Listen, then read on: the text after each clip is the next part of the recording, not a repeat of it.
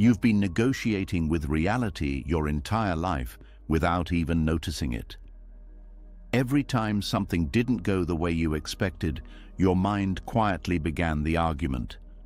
This shouldn't be happening. This wasn't the plan. Things were supposed to turn out differently. And the moment those thoughts appear, the mind begins fighting a battle it can never win. Because reality has already happened. Yet most people spend their days trying to renegotiate what already exists, trying to rewrite the present moment, trying to force life to match the story they created in their minds. And the result is something many people feel but rarely understand: restlessness, frustration, that quiet tension sitting somewhere in the chest, the strange feeling that life is always slightly wrong. But here is the truth very few people are ever told. Calm begins the moment you stop negotiating with reality. Not when life becomes perfect, not when problems disappear, not when people finally behave the way you hoped. Calm appears when the mind stops trying to argue with what already is. For thousands of years, Buddhist teachers have pointed to this same discovery. Suffering is not created by life itself. It is created by the mind resisting life. Every moment the mind says, "This should not be happening," it creates a small storm inside, a silent conflict between expectation and reality. And the more the mind insists, the stronger the storm becomes. But something remarkable happens when that inner argument stops, when the mind pauses, when it quietly recognizes something simple.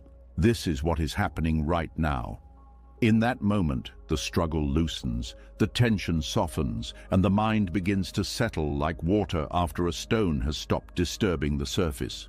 Tonight, as you listen to these teachings, something subtle may begin to shift. You may notice how often the mind tries to negotiate with life, how it bargains with pain, how it argues with change, how it clings to how things were supposed to be. And slowly, you may begin to understand something powerful. Peace does not arrive when life finally obeys you.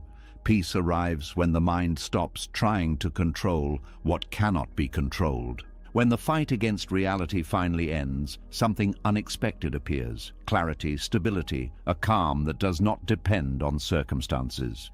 Because the greatest relief a human mind can experience is the moment it stops fighting the present moment. This is the heart of Buddhist acceptance. And once this understanding settles inside you, the world begins to feel very different. The same life, the same challenges, but a completely different mind. Are you ready? Let's begin. Something becomes clear the moment the mind begins to slow down. The tension many people carry has very little to do with what is happening in their lives, and much more to do with the quiet expectations they built long before those moments arrived. Without noticing it, the mind creates a silent blueprint of how life should unfold. It decides how relationships should behave, how success should appear, how people should treat us, and how the future should reward our effort. These expectations become invisible agreements with reality, contracts that reality never signed. The difficulty begins when life refuses to follow those private instructions. What many people experience as disappointment is often something deeper. It is the collapse of an invisible script that was written long ago.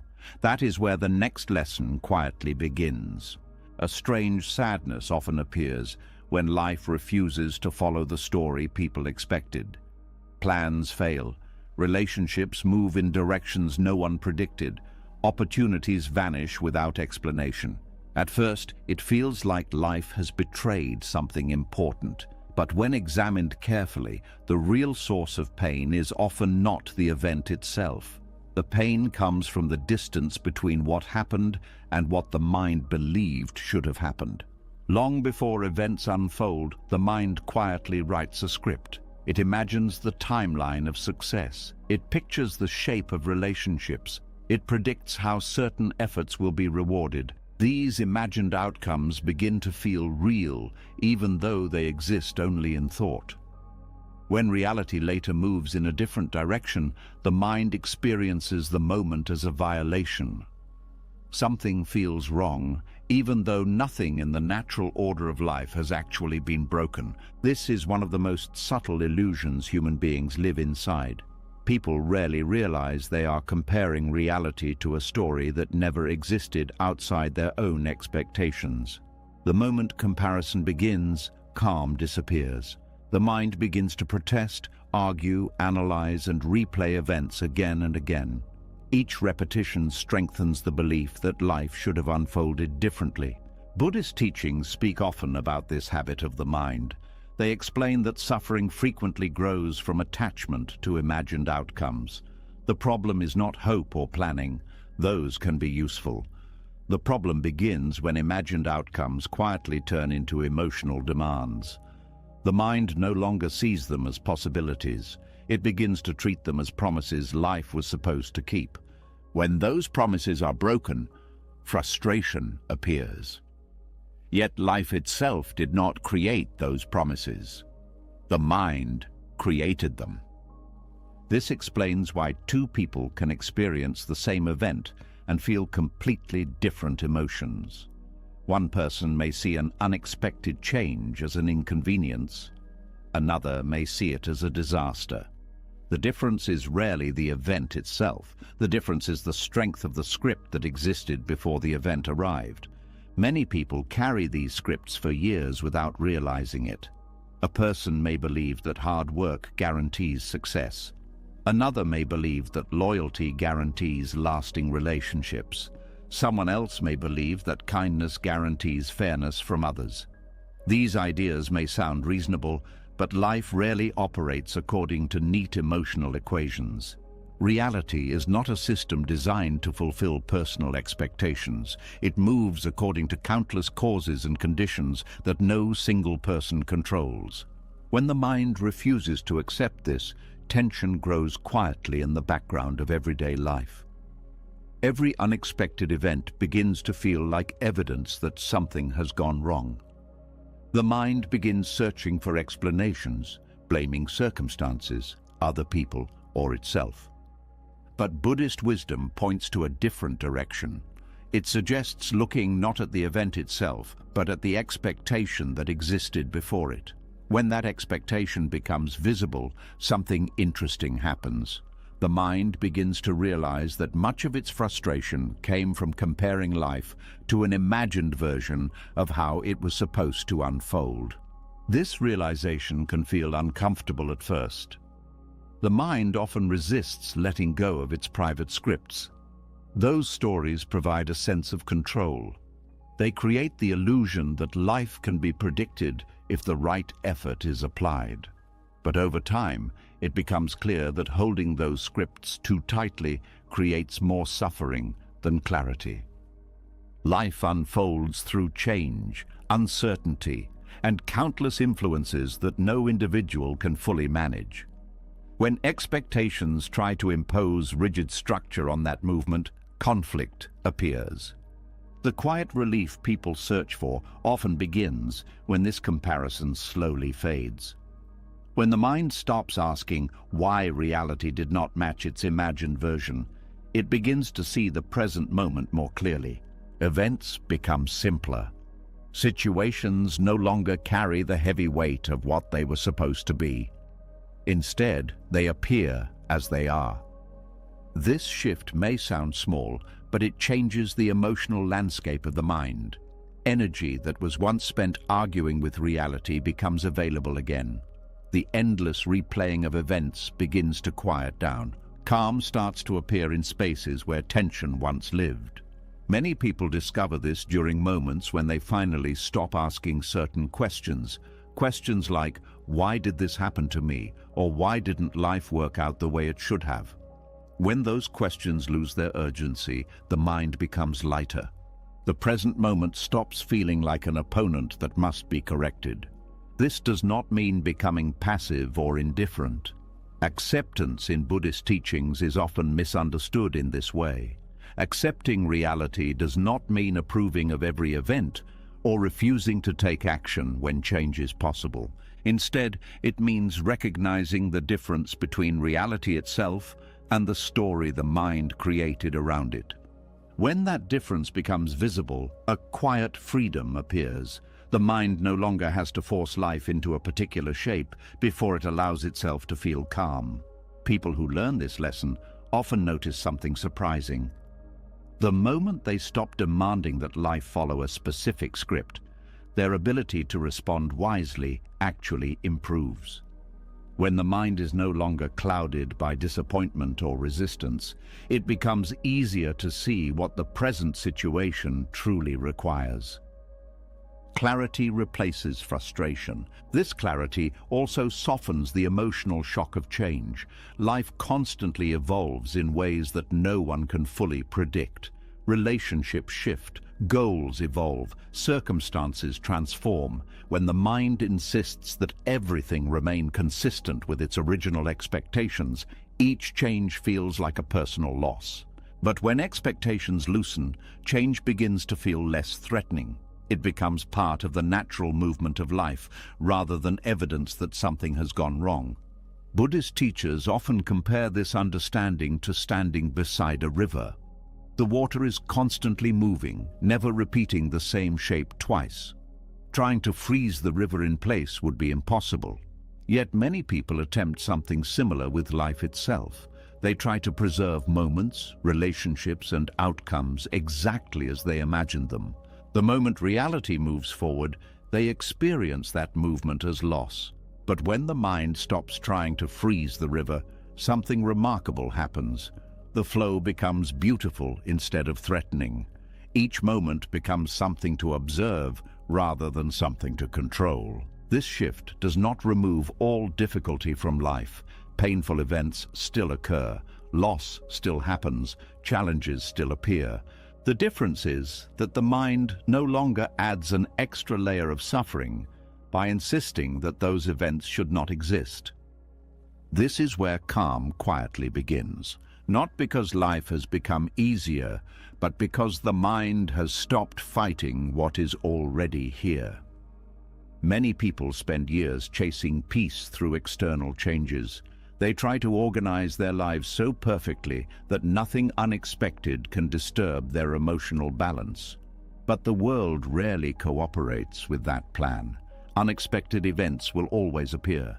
Other people will continue to make unpredictable choices.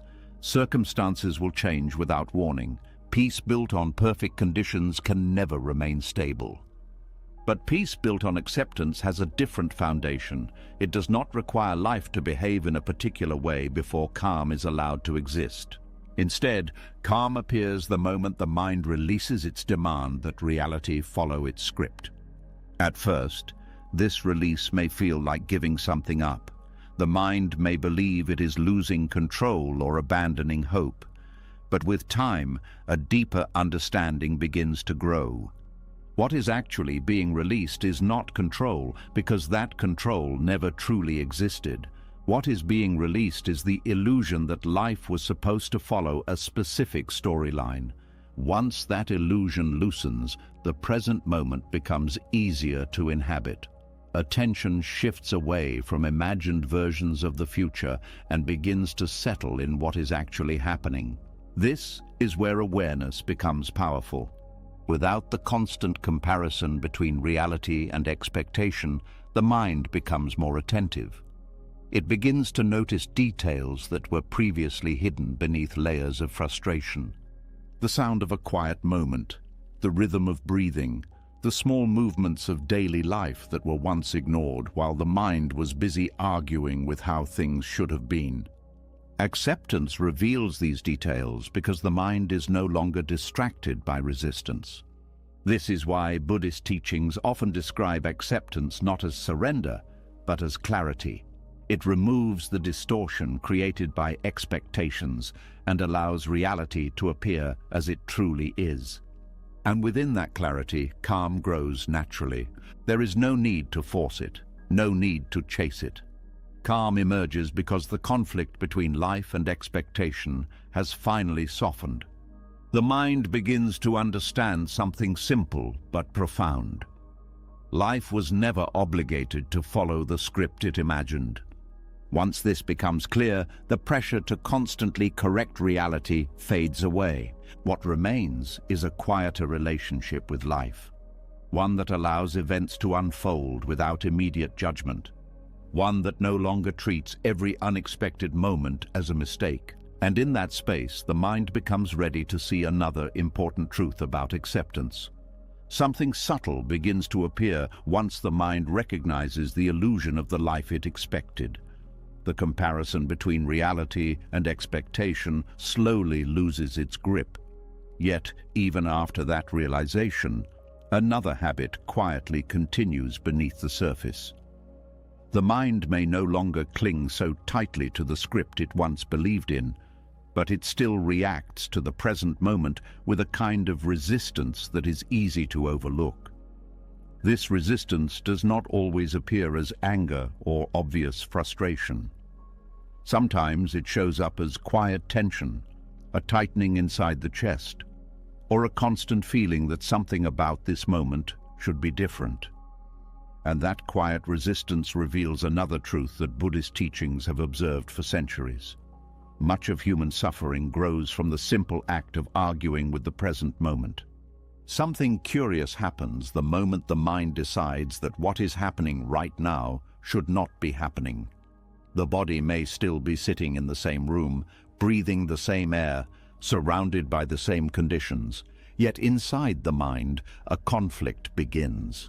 A silent battle starts between what exists and what the mind wishes existed instead. This conflict is so common that many people no longer recognize it as a struggle. It feels normal, yet beneath that normal feeling is a constant pressure that slowly drains energy and clarity. The mind has a remarkable ability to resist the present moment in ways that appear invisible. A person wakes up to a rainy morning and immediately thinks the weather should have been better. Someone receives criticism and believes the conversation should not have happened that way. Plans change unexpectedly, and the mind insists that the day was supposed to unfold differently. These reactions may seem harmless, but each one begins the same internal process. Reality presents itself exactly as it is, and the mind responds by mentally rejecting it. This rejection does not change reality. The rain continues to fall, the conversation remains spoken, the event remains part of the past, but the mind continues its protest as if reality might reverse itself if the resistance becomes strong enough. This is where tension begins to grow. Buddhist teachings often describe this tension as a second layer of suffering added on top of life itself. Events occur naturally. Some are pleasant, some are painful, and many are neutral. But the mind often refuses to allow those events to exist without commentary. It evaluates them immediately. It labels them unfair, inconvenient, disappointing, or unacceptable. Each label strengthens the feeling that something about the moment is wrong. When this habit repeats itself day after day, a person begins to feel surrounded by constant irritation. The world seems full of problems that should not exist. Yet the deeper cause of that irritation often has very little to do with the events themselves. The real source is the mind's constant argument with what is already happening. Arguing with reality is like trying to push against a wall that will never move. The effort consumes energy, but the wall remains exactly where it was. Over time, the body begins to feel tired, even though nothing physical has changed. The exhaustion comes from fighting a battle that cannot be won. Many people live inside this struggle without ever recognizing it. They believe their stress comes from their job, their relationships, their responsibilities, or the unpredictable nature of life. These factors certainly create challenges, but the deeper tension often grows from the mind's refusal to allow those circumstances to exist without resistance. The moment something uncomfortable appears, the mind reacts with rejection. This should not be happening. Things should be different. Why did this happen now? Why did this happen to me? Each thought continues the internal battle. Buddhist philosophy teaches that the present moment cannot be changed through mental resistance. Once something has happened, the only power the mind has is how it responds.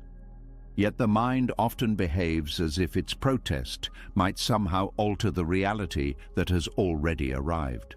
This creates a strange situation where people spend enormous amounts of mental energy trying to correct something that cannot be corrected in that moment. Consider how often this occurs during a typical day. Traffic slows down unexpectedly. The mind complains that the road should be clear. A message arrives containing criticism or disagreement. The mind argues that the other person should understand things differently. A plan fails to produce the expected result. The mind insists the effort should have guaranteed success. Each of these reactions appears quickly, often before the person even notices the tension forming, but the body notices. The shoulders tighten, the breathing becomes shallow. The mind begins replaying the situation again and again, searching for a version of events that would feel more acceptable. Yet the present moment continues exactly as it is. Buddhist teachers describe this pattern as a kind of hidden violence inside the mind. The word violence may sound dramatic, but it reflects the intensity of the conflict that occurs when the mind refuses to allow reality to exist. Violence does not always appear as physical force. It can also appear as internal resistance, as the mind repeatedly pushing against the shape of the present moment. This inner struggle creates friction within the mind, and friction always generates heat. This heat shows up as stress, anxiety, irritation, and exhaustion. People often believe these emotions come from the world around them, but the deeper source is frequently the mind's refusal to allow life to unfold without protest. When the mind stops arguing with the moment, something surprising begins to happen. The tension that once seemed unavoidable starts to dissolve. Not because the circumstances changed, but because the struggle against them ended. This shift can feel unusual at first. Many people have spent years believing that resisting unpleasant events is a necessary part of staying in control. They fear that acceptance means giving up or allowing problems to continue without action. But acceptance in Buddhist teachings does not mean approving of everything that happens. It simply means acknowledging the reality that already exists before deciding what to do next. There is a powerful difference between these two states of mind. Resistance says this moment should not exist. Acceptance says this moment exists. The first creates conflict. The second creates clarity. Once clarity appears, wise action becomes easier. A person stuck in resistance reacts impulsively. They argue, complain, blame, or mentally replay events without reaching any understanding. But a person who accepts the reality of the moment can examine the situation without distortion. They see the event as it is rather than as it should have been. This simple shift removes a tremendous amount of unnecessary suffering. The mind becomes quieter. The body relaxes. Attention returns to what can actually be influenced rather than what cannot be changed. Another important insight emerges from this practice. Many of the situations that provoke resistance are not truly threatening. They are simply uncomfortable or unexpected. The mind reacts strongly because it has been conditioned to treat discomfort as a problem that must be eliminated immediately. But discomfort is not always harmful. Sometimes it is simply part of life moving in directions that were not predicted. When the mind learns to allow discomfort without immediately resisting it, emotional stability begins to grow. The moment still contains challenges, but it no longer contains the extra suffering created by internal conflict. This understanding changes the way people experience everyday situations. A delayed train becomes an inconvenience rather than a personal insult from the universe. A disagreement becomes a difference of perspective rather than evidence that the relationship is broken. a mistake becomes information rather than proof of failure. The events remain the same, but the emotional weight attached to them becomes lighter. Buddhist practice often encourages observing the mind during moments of resistance. Instead of immediately reacting, attention turns inward to notice the thoughts forming around the event. The mind may say, "This should not be happening." At that moment, awareness simply notices the thought without believing it completely. This observation creates a small distance between the event and the reaction. Within that distance, calm begins to grow. The person recognizes that reality has already arrived, and that arguing with it only prolongs suffering. The mind begins to understand that its resistance has been adding unnecessary weight to each situation. This realization does not happen instantly. The habit of arguing with reality has been practiced for years, sometimes decades, but with patience, the mind slowly learns a new response. Instead of fighting every moment that feels uncomfortable, it begins to allow those moments to exist. And when that happens, something remarkable occurs. Life feels less heavy. The world no longer appears filled with endless problems that need immediate correction. Instead, experiences unfold with a natural rhythm that can be observed and responded to without panic. Calm emerges not because life has become perfectly arranged, but because the internal battle against life has stopped. This calm has a quiet strength. It does not depend on favorable circumstances. It appears whenever the mind releases its argument with the present moment. The more often this release happens, the more stable the mind becomes. Gradually, a person begins to notice that much of the suffering they once carried was created by the invisible habit of resisting what already existed. Once that habit softens, the present moment becomes less threatening. The mind learns that it does not need to fight every uncomfortable experience in order to survive it. And with that understanding, another doorway into acceptance quietly opens. As the mind slowly learns to stop fighting the present moment, another quiet discovery begins to surface. Even when resistance fades, something else continues operating beneath awareness. The mind still carries an old habit that shapes how reality is seen.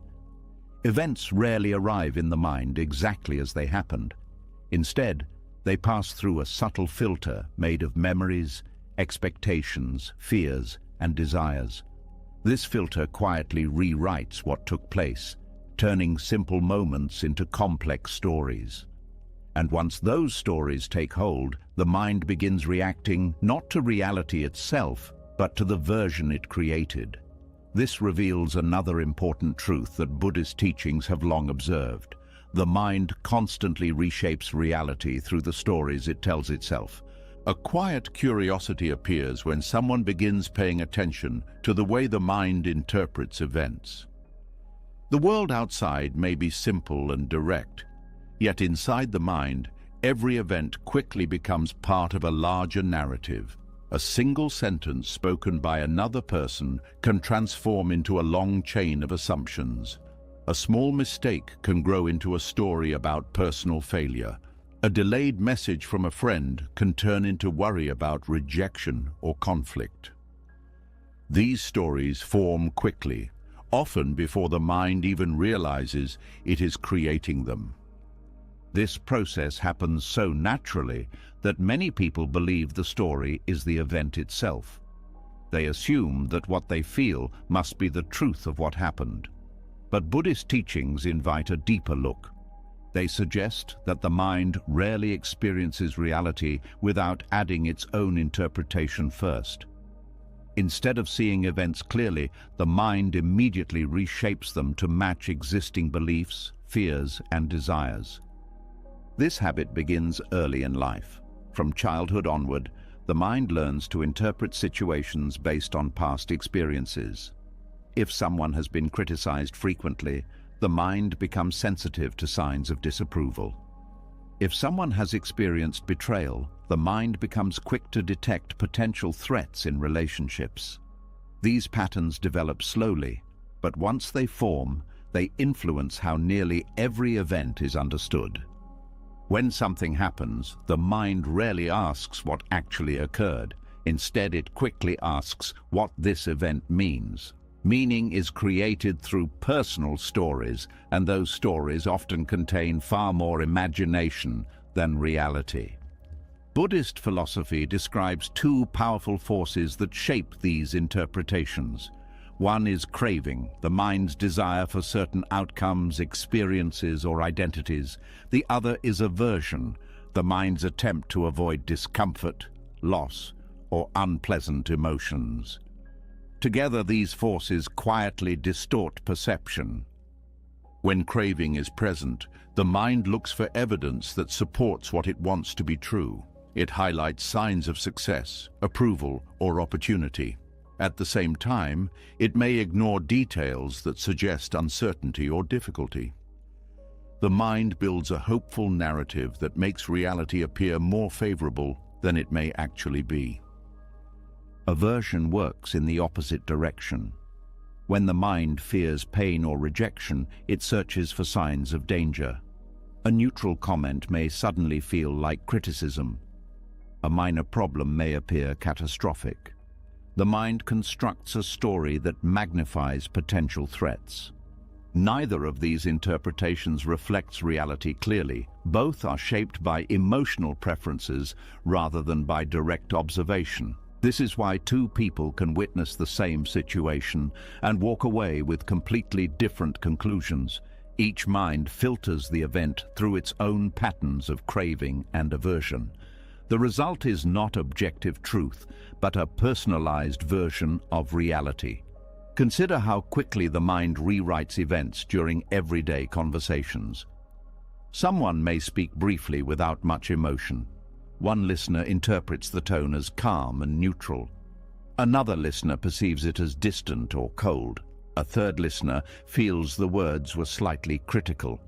The event itself may have been simple, but each mind reshapes it according to its internal patterns.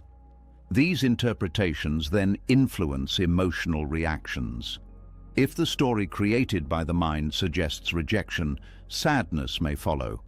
If the story suggests disrespect, anger may arise. Yet, the emotional reaction often comes not from the event itself, but from the story built around it. Buddhist teachings encourage people to notice this difference. They invite a pause between the moment something happens and the moment the mind begins explaining it. Within that pause, a person may discover that many of the conclusions forming in the mind are assumptions rather than facts. This discovery can be surprising. The mind often presents its stories with great confidence. Thoughts appear convincing and urgent, as if they must be true simply because they feel real. But feelings do not always reflect accurate perception.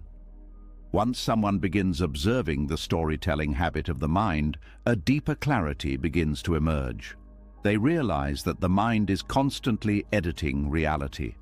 It removes certain details, emphasizes others, and arranges them into a narrative that feels meaningful. This editing process may serve a purpose. Stories help people organize experiences and understand the world. But when these stories are mistaken for reality itself, confusion begins to grow. The mind becomes trapped inside its own interpretations. Instead of responding to the present moment, a person reacts to the story they believe about that moment. Buddhist wisdom suggests that freedom begins when this storytelling process becomes visible. When a thought arises explaining what something means, awareness quietly observes it without immediately accepting it as truth. For example, a person may notice the thought, "That person ignored me because they are upset with me." Instead of believing the thought instantly, awareness simply recognizes it as a possible interpretation. Another possibility may exist. The person may have been distracted. They may not have heard the greeting. They may have been thinking about something unrelated. By recognizing the mind's habit of constructing stories, a person begins to see events with greater openness. The need to defend one particular interpretation begins to soften. This openness creates emotional space. Instead of reacting immediately with fear or anger, the mind becomes curious. What actually happened? What assumptions am I making? Is there another explanation? These questions do not weaken the mind. They strengthen clarity. They allow the person to interact with reality more directly rather than through layers of interpretation. Buddhist practice often describes this shift as moving from conceptual thinking to direct observation. Conceptual thinking involves building stories about events. Direct observation focuses on what can actually be seen, heard, or experienced in the moment. When someone observes directly, they notice the tone of a voice without assuming the intention behind it. They notice a change in plans without immediately turning it into a story about personal failure. They notice discomfort without labeling it as unbearable. This practice gradually dissolves unnecessary drama. Drama often grows from the distance between events and the interpretations attached to them. When that distance shrinks, the mind becomes calmer. Life feels simpler. The world appears less threatening because the mind is no longer amplifying every situation through fear or desire. Another important insight arises through this process. Many of the stories the mind creates are attempts to maintain a sense of personal identity. People develop ideas about who they are and how the world should respond to them. When events challenge these identities, the mind quickly constructs explanations that protect its self-image. If someone sees themselves as competent, a mistake may trigger a story about unfair circumstances rather than acknowledging the error. If someone believes they are unlikable, a neutral interaction may be interpreted as rejection. In both cases, the mind reshapes reality to defend its identity. Buddhist teachings gently challenge this habit.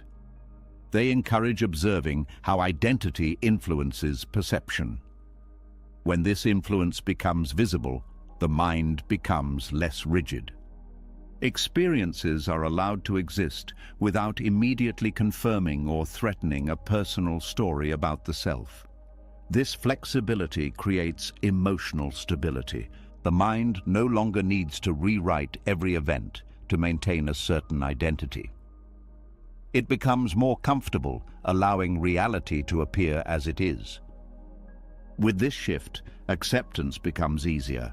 Acceptance does not require perfect understanding of every situation. It simply requires seeing events without excessive distortion. When the mind stops rewriting reality through personal stories, the present moment becomes clearer.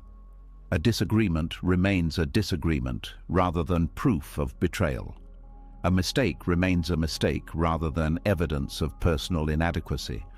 A challenge becomes an opportunity for response rather than a threat to identity. This clarity reduces emotional intensity. The mind begins to experience events more directly and with less unnecessary drama. Drama thrives on interpretation. It grows stronger when the mind builds elaborate narratives about what things mean. But when awareness recognizes these narratives as temporary thoughts rather than absolute truth, their power fades. The mind becomes quieter. Thoughts still appear, but they are seen as passing interpretations rather than permanent conclusions.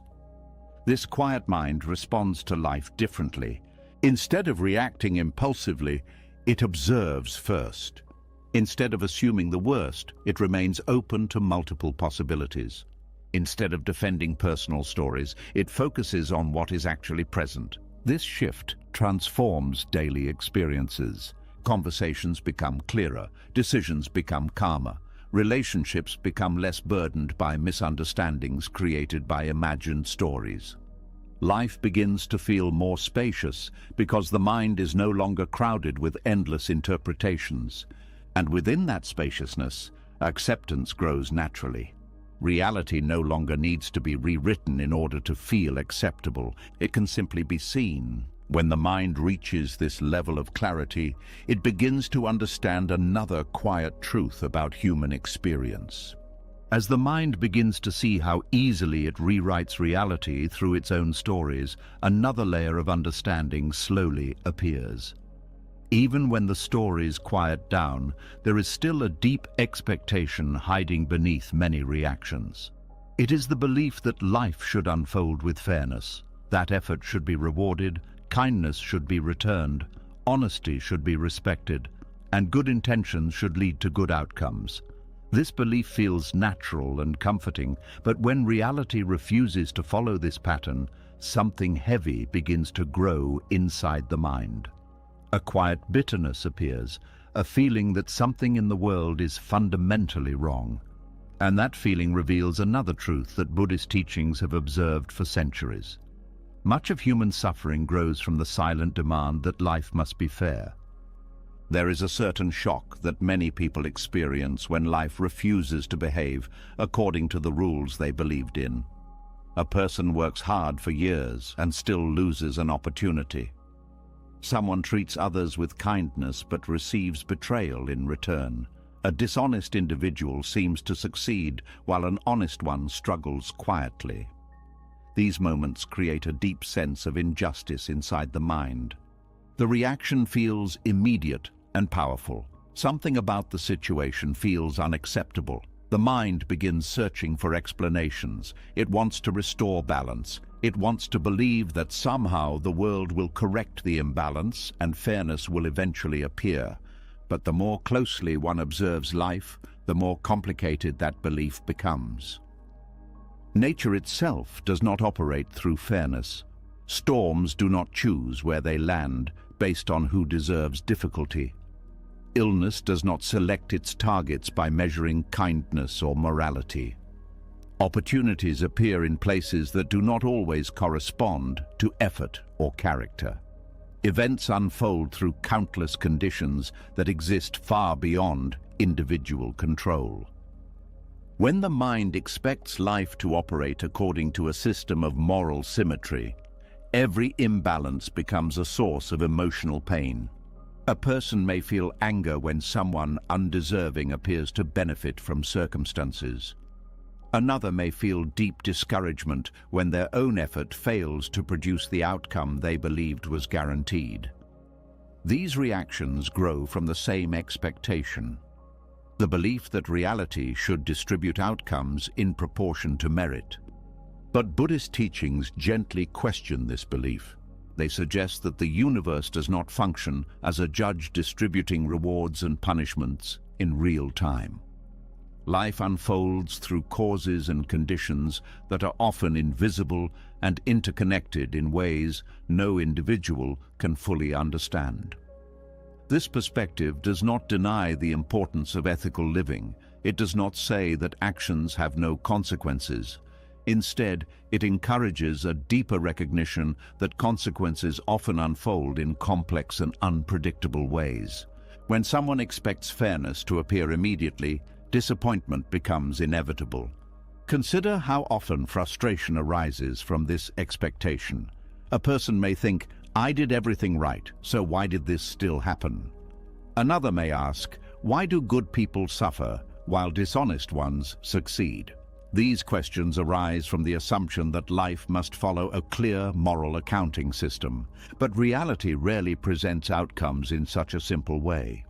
The moment the mind insists that every event must follow the rule of fairness, it begins judging life itself. And life rarely passes that test. This constant evaluation creates tension. The mind begins measuring every experience according to whether it feels fair. When situations appear balanced, the mind feels satisfied. When they do not, resentment begins to grow.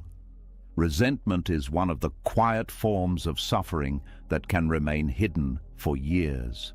It often grows slowly, feeding on repeated experiences where life did not match the mind's expectations.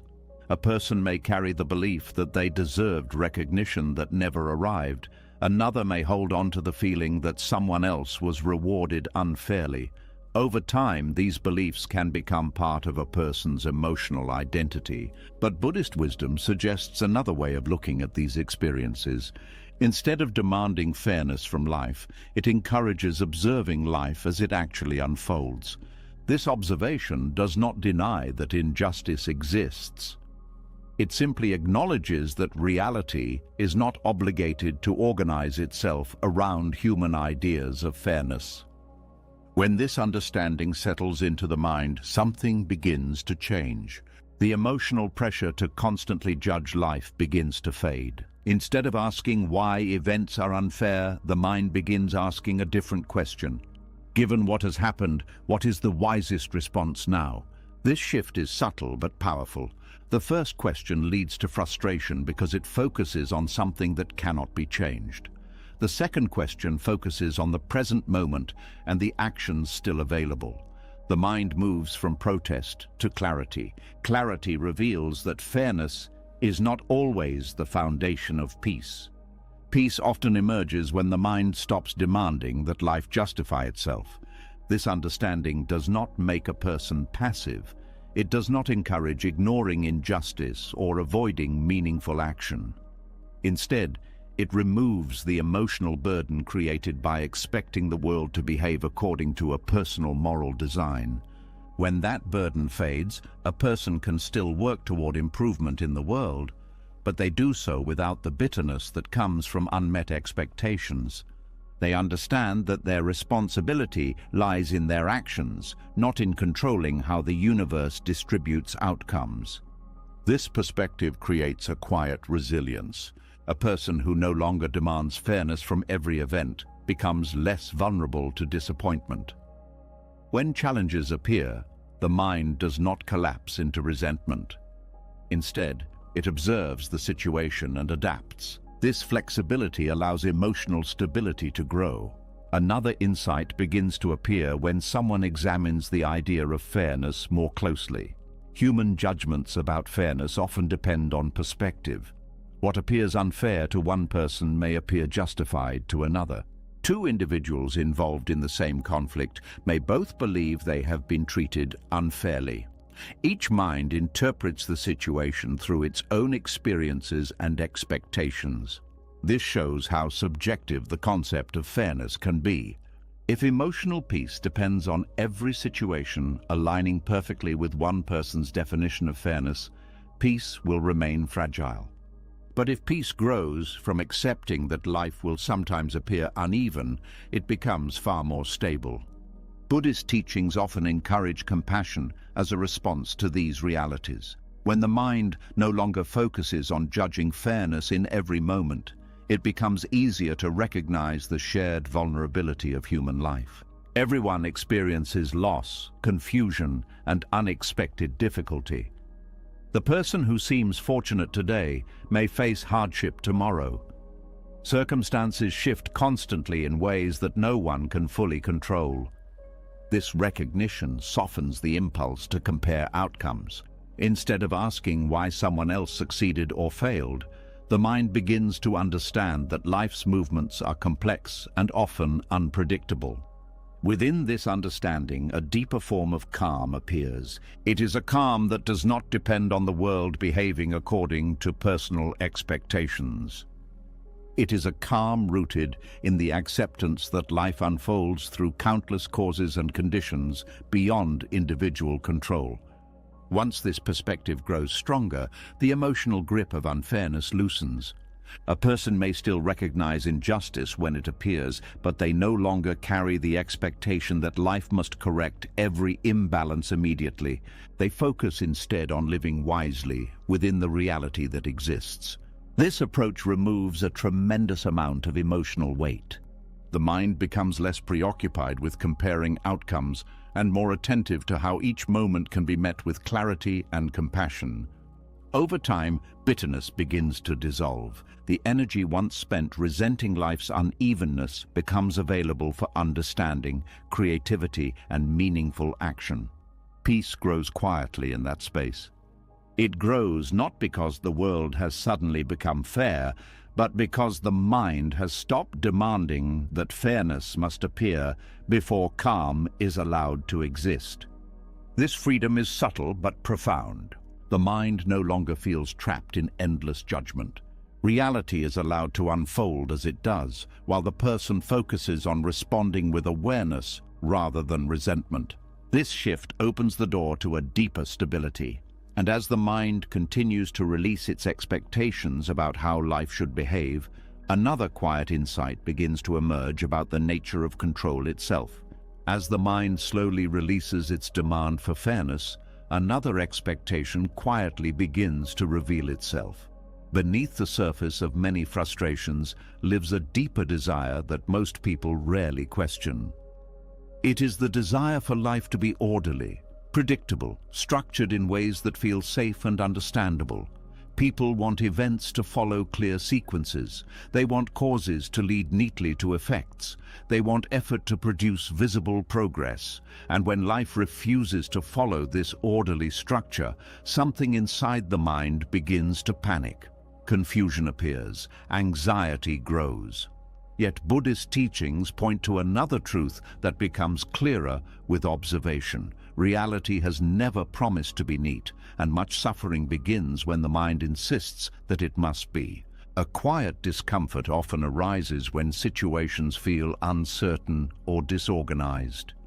The mind prefers clarity. It wants to know what will happen next. It wants patterns that make the world easier to navigate. These preferences developed for survival. Predictable environments helped early humans avoid danger and find stability. But the modern mind has carried this preference into every part of life, even into situations where uncertainty is unavoidable. When events unfold smoothly, the mind feels comfortable. Plans succeed. Conversations go as expected. Goals move forward with visible progress. But the moment life becomes complicated or unpredictable, the mind begins searching for ways to restore order. It asks questions repeatedly. Why is this happening? What went wrong? How can this be fixed immediately? Sometimes these questions lead to useful action, but often they create something else instead. Tension created by the refusal to accept that life sometimes moves through periods of disorder. The world itself is filled with unpredictable movements. Weather shifts suddenly. Opportunities appear and disappear without warning. Relationships evolve in ways no one fully anticipates. Even the human body changes over time in ways that cannot always be controlled. Yet the mind often expects these processes to follow tidy patterns. A person may believe their career should progress in a straight line. They expect each year to bring steady advancement. When reality brings unexpected detours, the mind interprets this as failure rather than as part of life's natural unpredictability. Another person may believe that relationships should remain emotionally stable once trust has been established. When misunderstandings arise, the mind feels shocked, as if the disorder itself is evidence that something is deeply wrong. But Buddhist philosophy invites people to look more closely at how existence actually unfolds. Nature itself rarely follows rigid structure. A forest grows in tangled patterns rather than perfect rows. Rivers shift their course gradually over time. Weather systems form and dissolve in unpredictable ways. Even within the human body, countless processes occur simultaneously without any single system controlling every outcome. The heart beats, cells regenerate, and neural signals travel through the brain in complex patterns that no conscious mind manages directly. Life has always contained a degree of disorder. Yet the human mind often reacts to disorder as if it were a mistake rather than a natural part of existence. This reaction creates unnecessary suffering. When the mind demands order from situations that are inherently uncertain, frustration grows quickly. A person may spend hours trying to organize a problem that has no immediate solution. They replay conversations, analyze possibilities, and imagine alternative outcomes that would feel more structured. But reality remains exactly as it is. The mind's struggle to impose order does not necessarily make the situation clearer. In many cases, it simply adds emotional pressure. Buddhist teachings describe this pattern as attachment to certainty. The mind clings to the idea that life should make sense at all times. It wants a clear path forward and a reliable explanation for every event. Yet clarity often appears only after a period of confusion. Consider how many meaningful changes in life begin with uncertainty. A new career may start with doubts and unpredictable challenges. A personal transformation may begin during a period when the future feels unclear. Even learning new skills often involves moments where progress appears messy and inconsistent. The mind tends to interpret these messy stages as signs of failure, but they are often part of the natural process of growth. When someone learns to allow these stages without panic, emotional stability begins to grow. This does not mean ignoring problems or refusing to organize life when organization is helpful. It means recognizing that some periods of uncertainty cannot be solved immediately. Instead of fighting that uncertainty, the mind begins to move through it patiently. Patience becomes a form of strength. A patient mind does not collapse when plans change unexpectedly. It adapts, it observes, it allows time for situations to develop before rushing to conclusions. This patience reduces anxiety because it removes the pressure to force clarity before it naturally appears. Another important insight emerges from this perspective. Much of the stress people experience during uncertain moments comes from the belief that they must understand everything immediately. They want answers now, they want explanations now, they want solutions now. But life often unfolds in stages that reveal meaning gradually. The mind's demand for instant order interrupts this natural unfolding. When the mind relaxes its demand for immediate understanding, curiosity begins to replace anxiety. Curiosity allows a person to observe the unfolding of events without assuming that confusion must be eliminated instantly. This shift creates emotional flexibility. Instead of viewing messy situations as threats, the mind begins to see them as part of the dynamic movement of life. Another change follows this shift. When someone no longer demands perfect structure from every situation, they become less afraid of uncertainty. Fear of uncertainty often grows from the belief that disorder automatically leads to disaster. But many uncertain situations resolve themselves over time through processes that cannot be predicted in advance. A person who allows this process to unfold becomes more resilient. Resilience means remaining steady even when circumstances feel unclear. It means trusting that clarity will eventually appear without forcing the situation into premature conclusions. Buddhist practice often encourages staying present during these uncertain periods. Instead of projecting far into the future, attention returns to the immediate moment.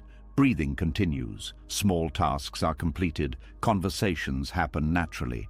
The mind learns that life can still be lived fully even when larger questions remain unanswered. This understanding softens the urgency that often accompanies uncertainty. The mind no longer believes that peace depends on solving every puzzle immediately. Instead, peace grows from the willingness to move forward even while some parts of the path remain unclear. This approach transforms how people experience difficult periods in life. A career change becomes an exploration rather than a crisis. A relationship challenge becomes an opportunity for understanding rather than evidence of collapse. A personal setback becomes information rather than proof that life has lost its structure. The events themselves may still contain difficulty, but the mind experiences them with far less panic. Over time, a person begins to see that many of the most meaningful developments in life emerged from moments that once appeared chaotic. New opportunities often arise during times when the future feels uncertain. Creative ideas appear when the mind allows space rather than forcing rigid plans. Personal growth happens when old patterns break apart and new perspectives slowly form. These processes rarely look neat while they're unfolding. They look messy, but that messiness is often part of transformation. When the mind accepts this reality, its relationship with uncertainty changes completely. Uncertainty becomes less frightening and more like an open field of possibilities. This does not mean that every uncertain situation leads to positive outcomes. Difficult events still occur. Loss still happens. Challenges still appear without warning. But the mind learns that it does not need to control every stage of life's unfolding in order to remain calm. Calm becomes rooted in the ability to remain steady even when circumstances lack clear structure. This steadiness grows stronger each time the mind allows life to be messy without demanding immediate order. The more often this happens, the more natural the acceptance becomes. Eventually, the mind begins to trust the process of life itself. It understands that clarity, growth, and understanding often emerge from situations that initially appear confusing. And with that trust, emotional stability deepens. The mind becomes less reactive, less anxious, and more open to the natural movement of experience. Life continues to unfold in complex and unpredictable ways, but the mind no longer tries to force every moment into a perfectly organized structure. Instead, it moves with the flow of events, observing carefully and responding wisely when the time is right. In that quiet flexibility, a deeper calm appears. A calm that does not depend on life being perfectly arranged. A calm that grows from allowing reality to unfold exactly as it does.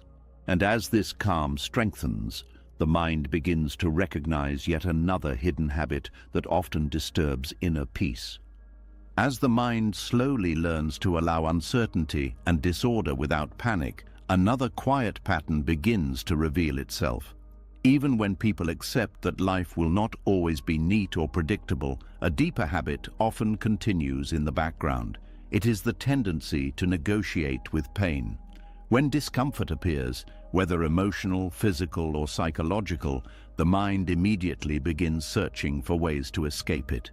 It forms silent bargains, promising that things will be fine if the pain disappears quickly or if certain conditions change. Yet Buddhist teachings reveal something that many people only discover after years of struggle. Peace does not appear through bargaining with suffering. Peace begins when pain is allowed to exist without resistance. There is a very natural instinct inside every human being to move away from pain. When the body feels physical discomfort, the mind looks for ways to relieve it. When emotional pain appears, the mind reacts in a similar way. It begins searching for explanations, solutions, or distractions that might remove the feeling.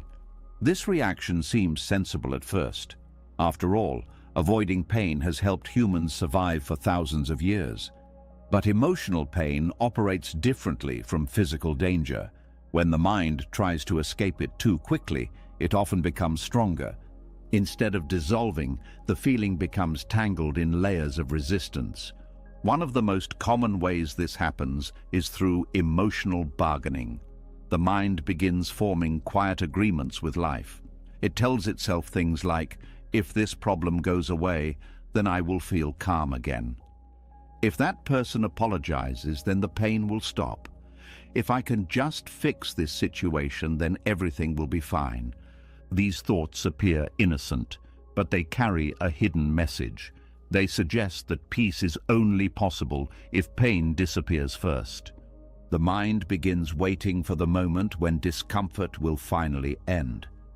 But during that waiting, suffering quietly grows, because pain has already arrived. The more the mind refuses to accept its presence, the more attention it gives to the struggle itself. Buddhist teachings often describe this situation as the difference between pain and suffering. Pain is a natural part of life. It appears when something meaningful is lost, when expectations collapse, or when circumstances become difficult.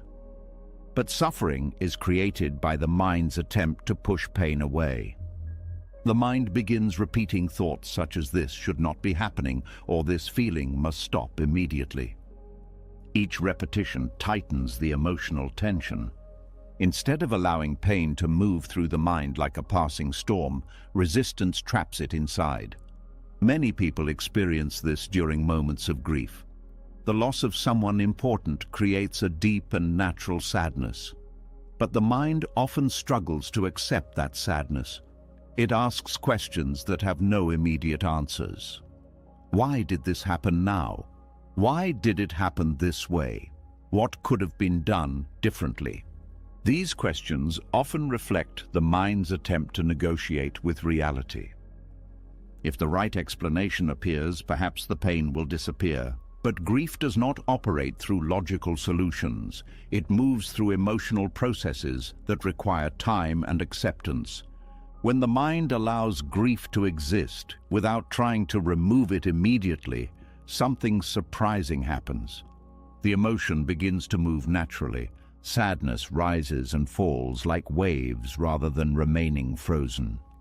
But when the mind resists the feeling, it remains trapped in place. Another common example appears in moments of personal disappointment. A goal may collapse after years of effort. The mind quickly begins negotiating with the situation. It says perhaps things will change tomorrow, or maybe someone will recognize the effort and restore the opportunity.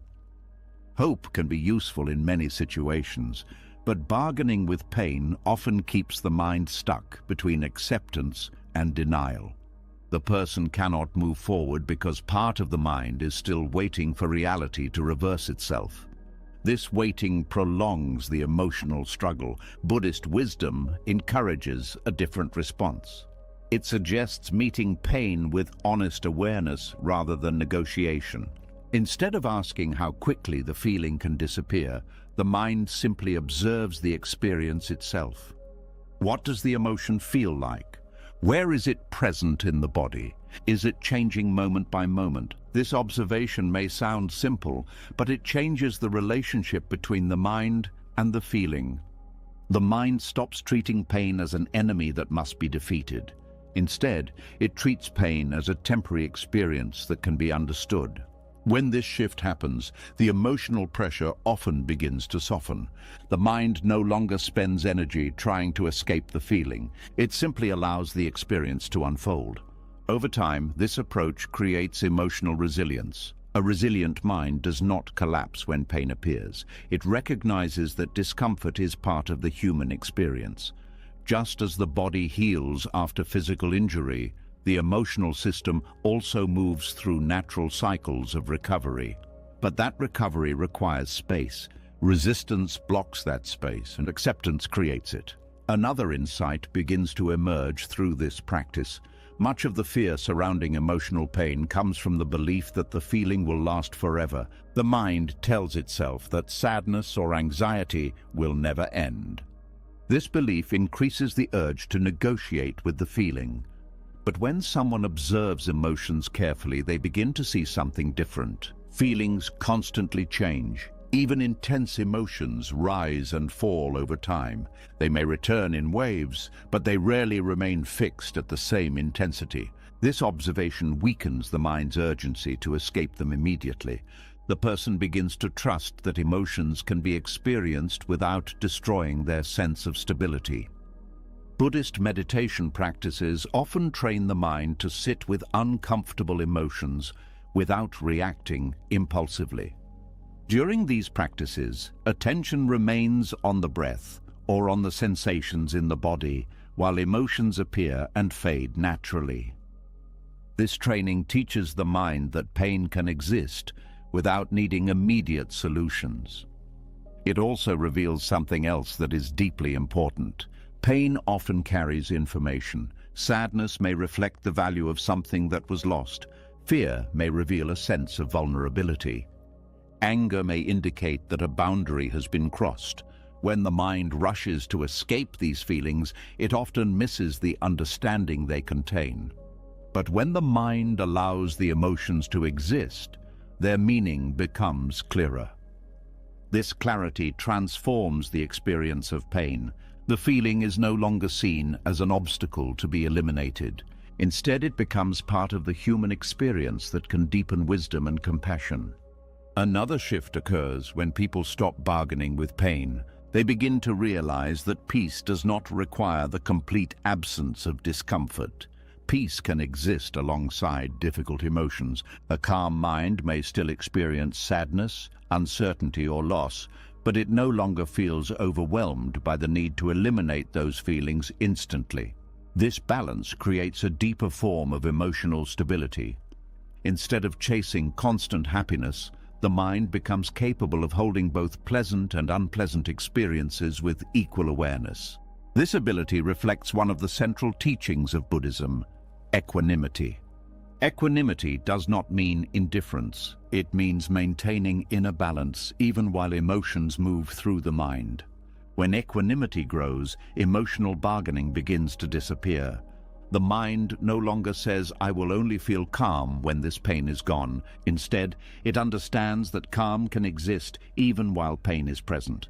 This understanding transforms the experience of difficult moments.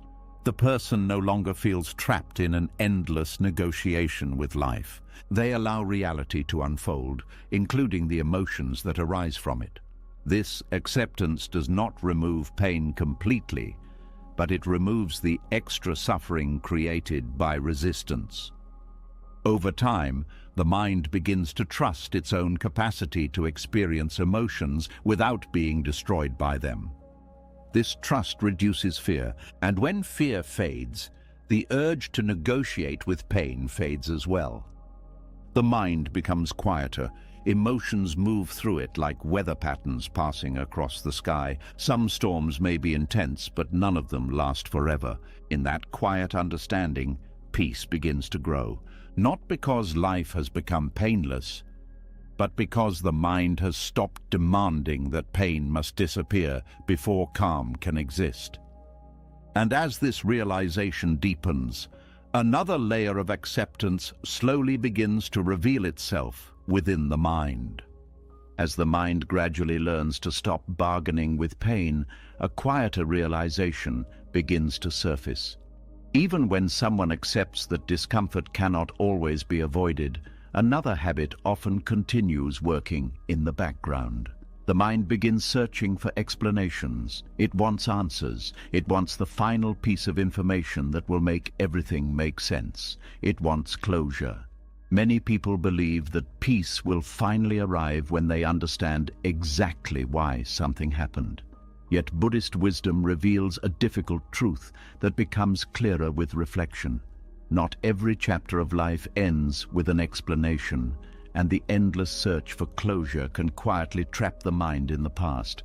A heavy feeling often appears when a situation ends without clear answers. A relationship may break apart suddenly without a satisfying explanation.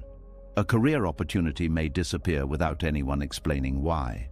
A friendship may slowly fade, leaving behind confusion instead of clarity. In moments like these, the mind begins searching for meaning. Questions begin repeating inside the mind. Why did this happen? What went wrong?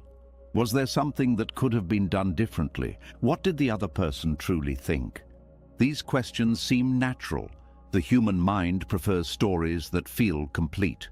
When a situation ends abruptly or mysteriously, the mind feels uncomfortable with the unfinished narrative. It wants to fill in the missing pieces so the story can finally feel resolved. But life rarely provides perfect explanations. Sometimes the people involved in a situation do not fully understand their own decisions. Sometimes circumstances shift in ways that cannot be explained clearly. And sometimes events occur through a combination of causes that no single person can trace completely. When the mind insists on finding an explanation for every unresolved experience, it can become trapped in endless analysis. The mind begins replaying events repeatedly, examining conversations, interpreting small details, and imagining alternative outcomes. Hours may pass while the mind searches for meaning that may never appear. This process often creates the illusion that closure will arrive if the right answer is discovered. But even when explanations appear, they do not always bring peace. A person may learn why a relationship ended, yet the emotional pain remains. Someone may understand the reason behind a missed opportunity, but the disappointment still lingers. This reveals something important about the search for closure. Closure is often imagined as a moment when emotional discomfort disappears because the mind finally understands what happened. But emotional healing rarely follows such simple patterns. Understanding an event intellectually does not always resolve the emotional experience connected to it.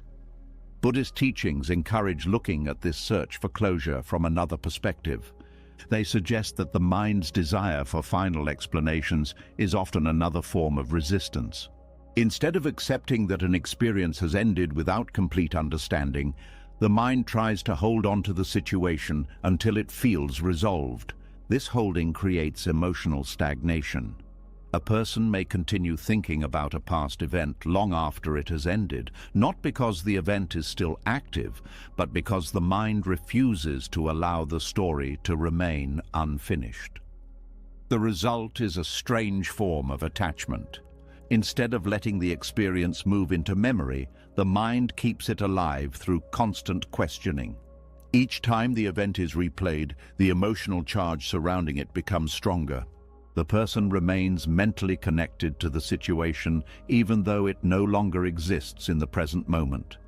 Acceptance offers a different path. Acceptance does not mean pretending that questions do not exist. It simply means recognizing that some questions may never receive satisfying answers. When the mind acknowledges this possibility, something begins to loosen. The pressure to solve the mystery fades. The person no longer needs to analyze every detail of the past in order to move forward. This shift creates a surprising sense of freedom. Instead of carrying the unfinished story like a burden, the mind allows it to remain incomplete. The chapter ends without perfect explanation. Life continues. Buddhist philosophy often reminds people that impermanence shapes every aspect of existence. Experiences begin and end constantly. Some endings arrive gently and provide clarity. Others arrive suddenly and leave behind uncertainty. Expecting every ending to provide closure ignores the unpredictable nature of life. When the mind releases this expectation, the emotional struggle surrounding unresolved situations begins to soften. The person no longer feels obligated to solve every mystery from the past. They recognize that understanding may come gradually over time, or it may never appear at all. Either possibility becomes acceptable. This acceptance changes the way the mind interacts with memory. Instead of revisiting past experiences with the goal of extracting answers, the mind observes them with curiosity and compassion. The person may acknowledge that something painful occurred without needing to construct a final explanation. This approach does not erase the memory, but it removes the emotional urgency attached to it. The mind stops treating the event as a puzzle that must be solved before peace can exist. Peace becomes available even while the story remains unfinished. Another important shift occurs when someone accepts the possibility of unresolved endings. They begin to recognize that closure often grows from within rather than from external explanations. Instead of waiting for another person to provide clarity or apology, the individual reflects on what the experience revealed about their own values, boundaries, and desires. This reflection creates a form of personal understanding that does not depend on others. For example, a person who experienced betrayal may never fully understand the motivations behind another person's actions. But through reflection, they may learn something about their own need for honesty and trust. This realization provides meaning without requiring the other person to explain themselves. In this way, acceptance allows emotional movement to continue even when external answers remain absent. The mind begins focusing on growth rather than explanation. This perspective also encourages humility. Human understanding has limits. No one can fully comprehend every cause and condition that shapes an event. Recognizing this limitation reduces the pressure to explain every outcome. The mind becomes comfortable, acknowledging uncertainty. This humility creates emotional flexibility. A flexible mind can move forward without needing every piece of information. It recognizes that life's complexity often exceeds the mind's ability to fully understand it. Instead of fighting this complexity, the mind begins to move with it. Another benefit appears when the search for closure loosens. Attention returns to the present moment. While the mind was focused on unresolved questions, much of life continued unfolding unnoticed. Conversations happened, opportunities appeared, small experiences offered moments of meaning and connection. But the mind remained occupied with the past. Acceptance releases that mental attachment. The present moment becomes visible again. New experiences receive attention instead of being overshadowed by old questions. This shift creates a sense of renewal. Life begins to feel open again rather than trapped in unfinished stories. The mind understands that moving forward does not require perfect closure. It simply requires the willingness to let the past remain incomplete. In this understanding, emotional energy returns. Instead of being consumed by endless analysis, the mind becomes available for new experiences, relationships, and insights. Healing begins quietly within this space, not through solving every unanswered question, but through accepting that some questions may remain unanswered. This acceptance does not weaken the mind, it strengthens it.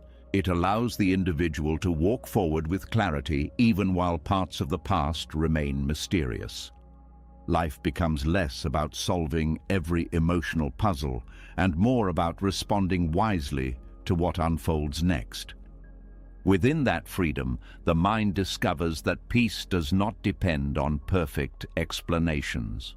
Peace appears when the mind releases its demand that every story must end with understanding.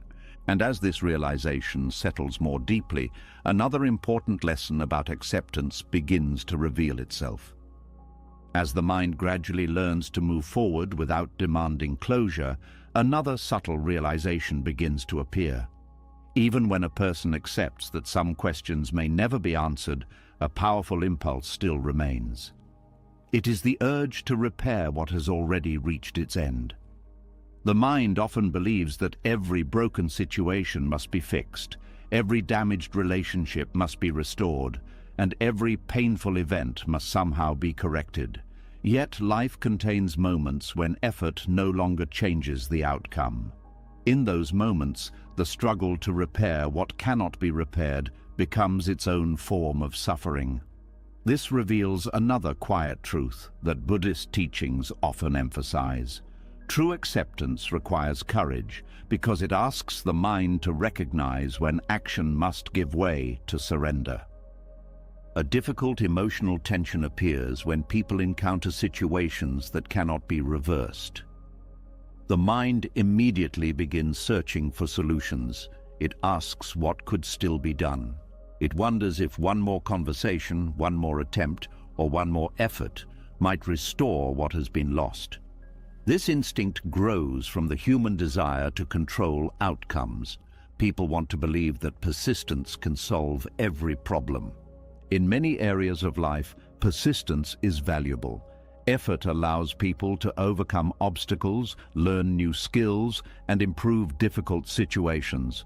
But there are moments when effort no longer creates change. A relationship may end despite sincere attempts to repair it. A mistake may produce consequences that cannot be undone. A loved one may pass away despite every effort to hold on. When these moments arrive, the mind often refuses to accept the finality of the situation. It continues trying to repair what has already reached its natural conclusion. This effort can appear as constant reflection about what could have been done differently. The mind searches through past events repeatedly, looking for the precise moment when everything changed. It believes that if the right detail is discovered, the situation might somehow be corrected. But the past does not change through reflection alone. When the mind continues trying to fix something that has already ended, it becomes trapped between two realities. One reality is the present moment, where the situation has already unfolded. The other is the imagined version of the past, where a different outcome still seems possible. The emotional strain created by this conflict can be overwhelming. Buddhist teachings describe this situation as attachment to control. The mind holds tightly to the belief that effort should always produce a solution. When a problem refuses to respond to effort, the mind experiences deep frustration. But wisdom begins to grow when someone recognizes that control has limits. There are aspects of life that respond to action, and there are aspects that do not. Understanding the difference between these two situations requires careful attention and emotional maturity. The mind must learn to ask an important question. Is further effort creating change, or is it simply prolonging suffering? This question often feels uncomfortable because it challenges the belief that determination can solve every problem. But recognizing limits does not mean giving up on life. It means directing energy towards situations where effort can still create meaningful change. When someone accepts that certain situations cannot be fixed, a surprising form of strength appears. This strength is different from the strength used to overcome obstacles. It is the strength required to stop struggling. Stopping the struggle does not mean indifference. It means acknowledging reality clearly and allowing life to continue moving forward. This shift often requires deep emotional courage. For example, someone may remain attached to a relationship long after it has become clear that the connection cannot be restored. They may continue trying to repair the bond, believing that enough effort will eventually bring the other person back. But when the other person has already moved on emotionally, continued effort only prolongs pain. Recognizing this reality can feel heartbreaking, yet within that recognition lies the beginning of acceptance. The person understands that love alone cannot always restore what has already ended. Instead of continuing the struggle, they allow the relationship to become part of their past. Another situation may involve personal regret. A mistake may have caused harm that cannot be undone. The mind may replay the event repeatedly, wishing for an opportunity to return to the moment and act differently. But time does not move backward. When the mind continues trying to repair the past through regret, it traps itself in endless self-judgment. Acceptance offers another path. Instead of trying to erase the mistake, the person acknowledges it honestly. They learn from the experience and allow the lesson to shape future actions. This approach transforms regret into wisdom. The mistake remains part of the past, but it no longer controls the present. Buddhist philosophy often describes this understanding through the concept of right effort. Right effort means applying energy where it can create growth, while releasing attachment to situations that cannot be changed. This balance prevents exhaustion. A person who tries to control everything eventually becomes overwhelmed, but a person who understands the limits of control preserves their energy for meaningful action. The courage required for this balance grows slowly. At first, the mind may resist letting go of the desire to fix every situation. It may believe that surrender means weakness or failure, but surrender in the Buddhist sense is not passive resignation. It is a clear recognition that reality has already taken a particular form. Once that recognition appears, the mind can redirect its attention toward what still remains possible. Another important insight emerges from this practice. Many situations that cannot be fixed externally can still be transformed internally. A painful loss may never disappear, but the relationship to that loss can change. Grief may soften over time as compassion and understanding grow. A broken opportunity may never return, but new opportunities may appear when attention shifts toward the present moment. Acceptance opens the door to these transformations. When the mind stops trying to reverse reality, it becomes available for the possibilities that still exist. This shift creates emotional stability.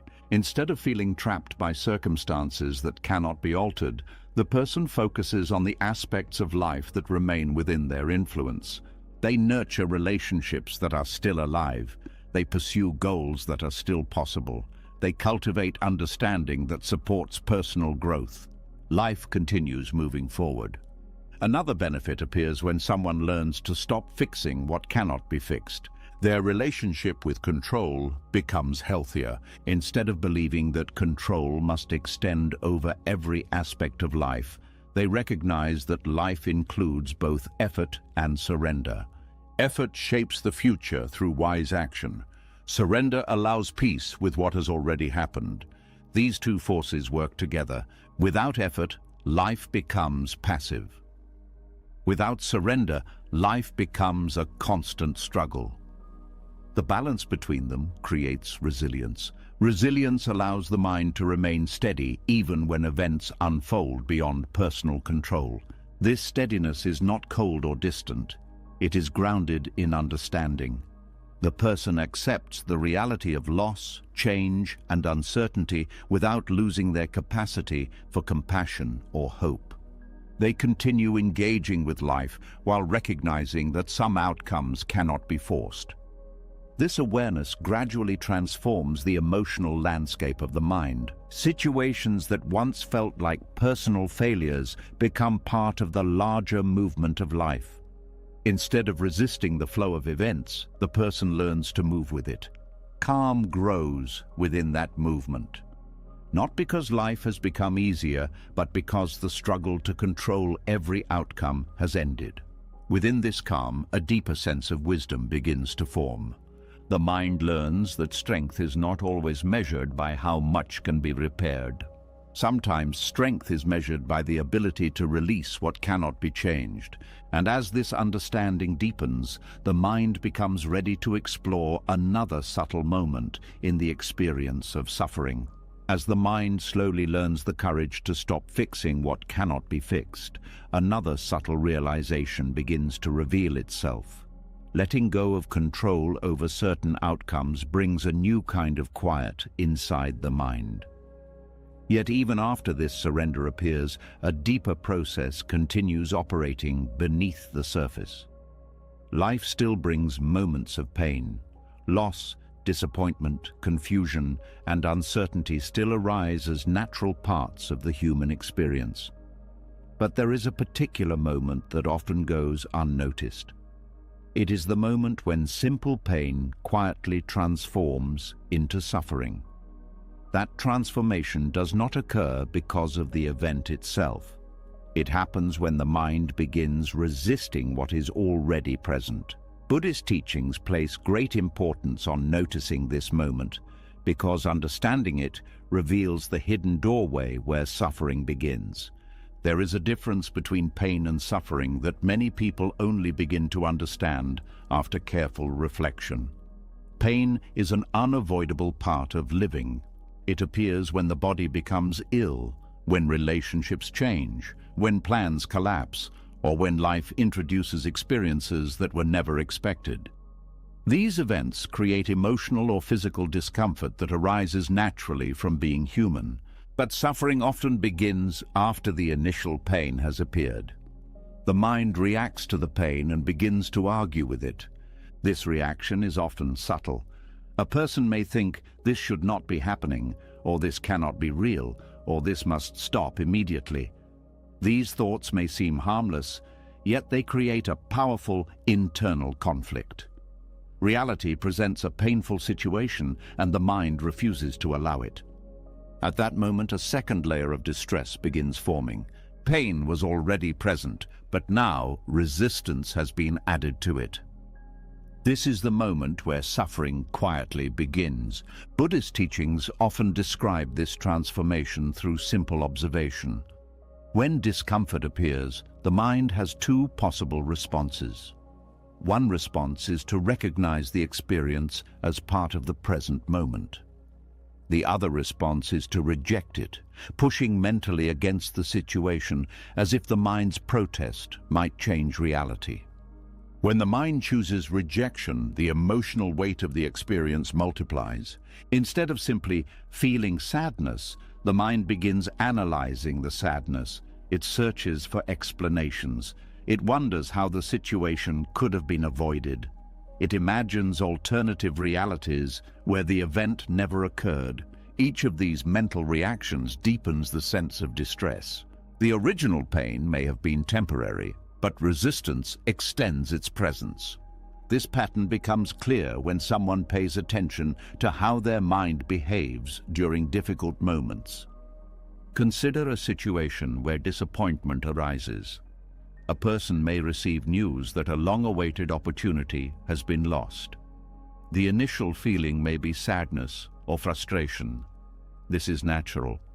But very quickly the mind may begin adding thoughts that intensify the experience.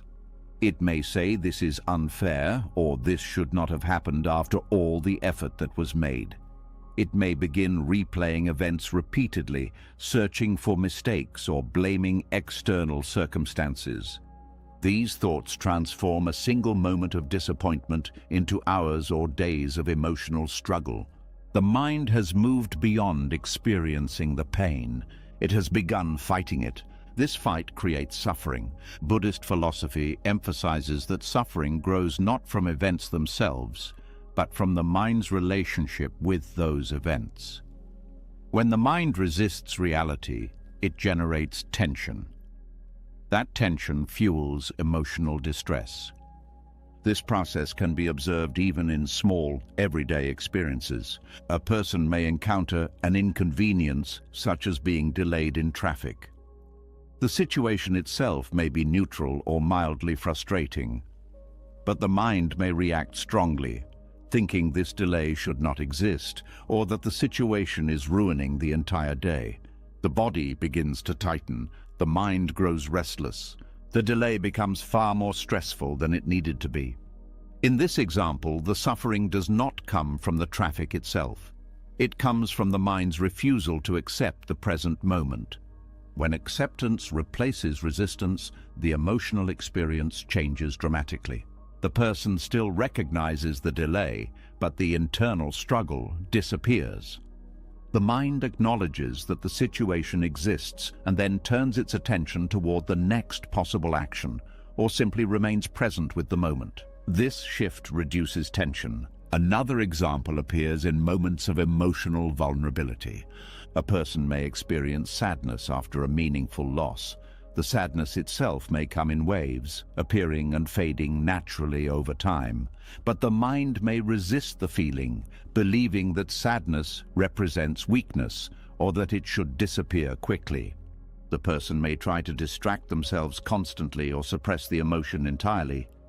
This suppression often causes the feeling to remain unresolved. The sadness does not disappear, it becomes buried beneath layers of resistance. Over time, suppressed emotions can reappear in unexpected ways, sometimes as anxiety, irritability, or exhaustion.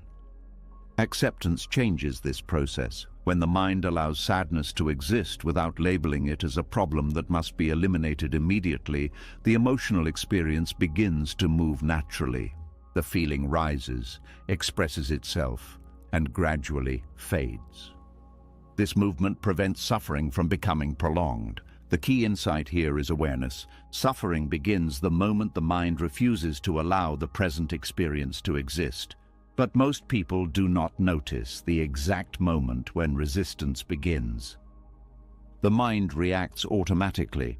Thoughts appear quickly, often before conscious awareness recognizes them. This is why Buddhist practice often focuses on mindfulness. Mindfulness trains the mind to observe thoughts and emotions as they arise. Instead of immediately reacting, the person becomes aware of the mental process itself. They notice the moment when the mind says this should not be happening. That recognition creates space. Within that space, the person can choose not to follow the thought. They observe the pain without adding resistance. This simple shift interrupts the cycle of suffering. The pain remains present, but it no longer grows into prolonged distress. Another important observation emerges through this practice. Resistance often comes from the belief that unpleasant experiences threaten personal identity. A person may feel embarrassed after making a mistake. The mind may react strongly because it believes the mistake reflects negatively on who they are. Instead of simply acknowledging the error, the mind resists the situation, creating feelings of shame and self-criticism. But when identity becomes less rigid, the mind becomes more flexible. The person recognizes that mistakes are part of learning rather than permanent reflections of personal worth. This understanding reduces resistance. Without resistance, the emotional impact of the mistake becomes easier to process. The experience remains valuable, but it no longer creates unnecessary suffering. Buddhist teachings encourage observing the flow of experiences without clinging to them or rejecting them. This balanced awareness allows emotions to appear and disappear naturally. The mind does not grasp pleasant experiences desperately, nor does it push unpleasant ones away. It simply witnesses them. Witnessing creates calm. When the mind observes an emotion without reacting, the emotional intensity often decreases on its own. This does not mean that painful experiences disappear instantly. It means they are no longer amplified by resistance. The mind remains steady even while emotions move through it. Over time, this steadiness becomes stronger. The person begins to recognize that suffering is not an unavoidable consequence of pain. It is the result of the mind's struggle against reality. Once this insight becomes clear, the mind becomes less reactive. When a difficult situation appears, the person notices the initial pain but remains aware of the temptation to resist it. Instead of engaging in that resistance, they allow the experience to unfold. This practice creates emotional freedom. The mind no longer feels trapped in cycles of reaction and resistance. It experiences life more directly. Moments of discomfort still arise, but they pass more quickly because the mind does not prolong them through mental conflict. This understanding also deepens compassion. When someone sees how resistance creates suffering within their own mind, they begin to recognize the same pattern in others. They realize that many people carry emotional pain, not because life has treated them unfairly, but because their minds are struggling against experiences that have already occurred. This recognition softens judgment. Instead of criticizing others for their reactions, the person understands how natural the struggle against pain can be. Compassion grows naturally from this understanding. At the same time, awareness becomes a guide. The mind learns to observe itself carefully. When resistance begins to appear, it is recognized early. The person notices the thought that says, "This should not be happening." They recognize that this thought leads towards suffering. Instead of following it, they return their attention to the present moment. Breathing continues. The body relaxes. The experience unfolds without unnecessary struggle. In this quiet awareness, pain remains part of life, but suffering loses its power. And as the mind becomes more familiar with this transformation, another important truth about the nature of control begins to emerge. As the mind begins to recognize the moment when resistance quietly turns pain into suffering, another deeper pattern slowly comes into view. The struggle against reality often hides a powerful belief underneath it. The mind assumes that life should be controllable. It assumes that with enough planning, effort, and intelligence, circumstances can be arranged exactly the way they are desired. When reality refuses to cooperate with this belief, anxiety begins to grow.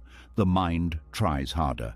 It tightens its grip on situations, people, and outcomes. Yet Buddhist teachings gently reveal something that can feel both unsettling and liberating at the same time. Much of the control the mind believes it has is only an illusion. A quiet tension often appears in daily life when the mind tries to organize the world according to its expectations. Plans are made carefully. Conversations are rehearsed mentally. Decisions are calculated with the hope that each action will produce a predictable result. These behaviors can be useful when applied to practical tasks. Planning a journey or organizing work responsibilities requires some degree of structure. But the mind often extends this desire for structure far beyond what reality can provide.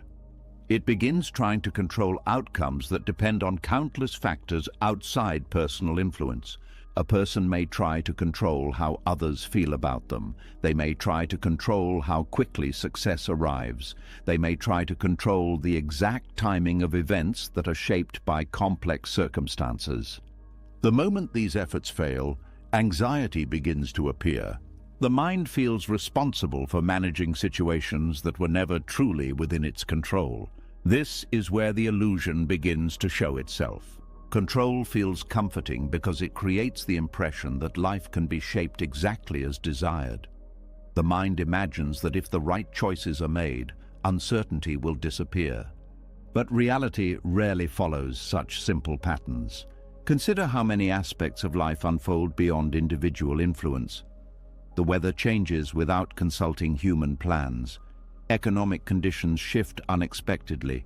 Other people make decisions based on thoughts and emotions that cannot be fully predicted.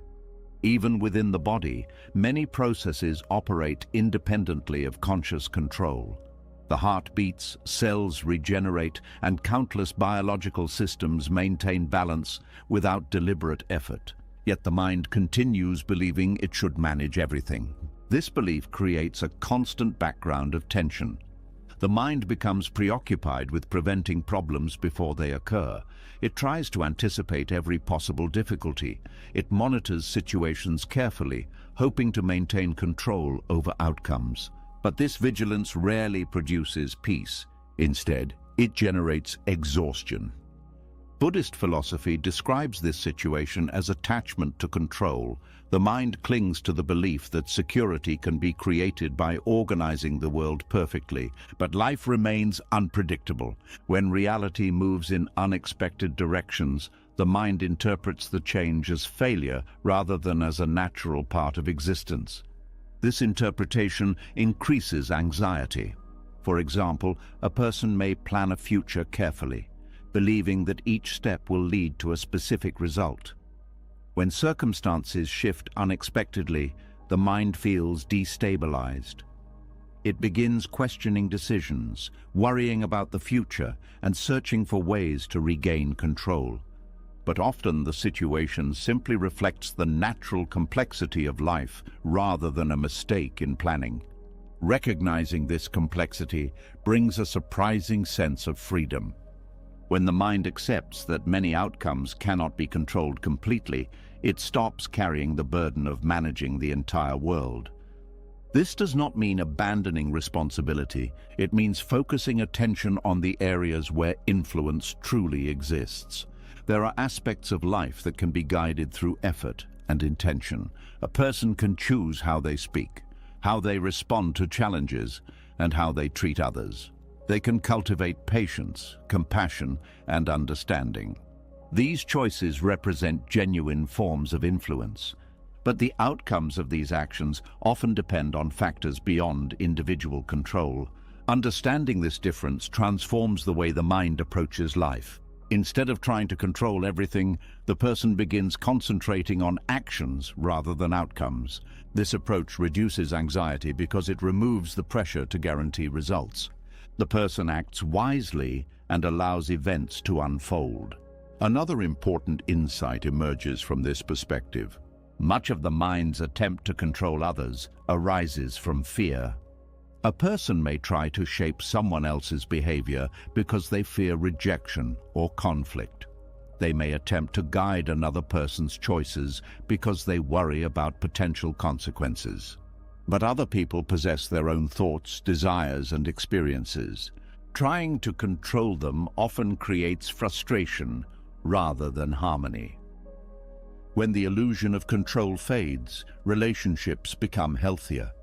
Instead of manipulating or persuading others constantly, the person communicates honestly and allows the other individual to make their own decisions. This respect for autonomy reduces tension. It also encourages genuine connection. Another place where the illusion of control becomes visible is in the mind's relationship with the future. Many people spend large portions of their lives worrying about events that have not yet occurred. They imagine potential problems and attempt to solve them mentally before they appear. But the future contains countless possibilities that cannot be predicted accurately. The mind's attempt to control future events through worry rarely produces useful solutions. Instead, it often creates unnecessary anxiety. Buddhist teachings encourage returning attention to the present moment. The present moment is the only place where meaningful action can occur. By focusing on what can be done now, the mind becomes calmer. Energy that was previously spent worrying about the future becomes available for clear thinking and wise decisions. This shift does not remove uncertainty from life, but it changes the mind's relationship with uncertainty. Instead of viewing uncertainty as a threat, the person recognizes it as a natural feature of existence. Life unfolds through countless interactions between people, environments, and events.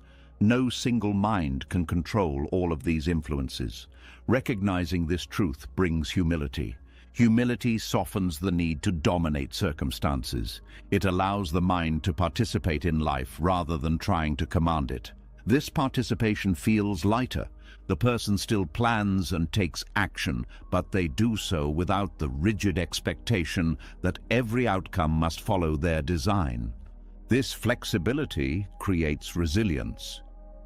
When plans change unexpectedly, the mind adapts rather than collapsing into frustration. Another benefit appears when the illusion of control dissolves. Gratitude becomes easier to experience.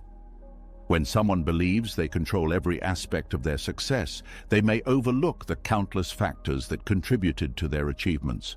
But when they recognize the role of chance, timing, and support from others, appreciation grows. Life begins to feel less like a system that must be managed and more like a process that can be experienced with curiosity. Moments of joy become more visible. Small opportunities become meaningful.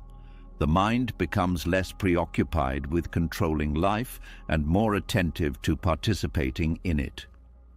Buddhist teachings often emphasize the concept of letting go. Letting go does not mean withdrawing from life.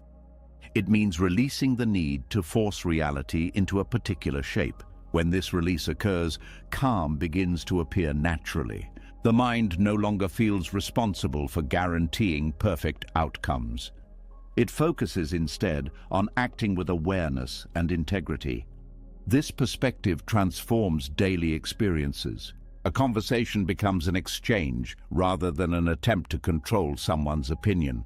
A challenge becomes an opportunity for effort rather than a test of personal worth. An unexpected change becomes part of the unfolding of life rather than evidence that control has been lost. Over time, the mind becomes more relaxed. The constant tension created by trying to manage every outcome begins to fade. Peace grows in the space where control once dominated attention. This peace does not come from dominating the world. It comes from recognizing the limits of control and responding wisely within those limits. In this understanding, life becomes lighter. The mind continues to act, plan, and participate, but it does so with an awareness that the future cannot be forced.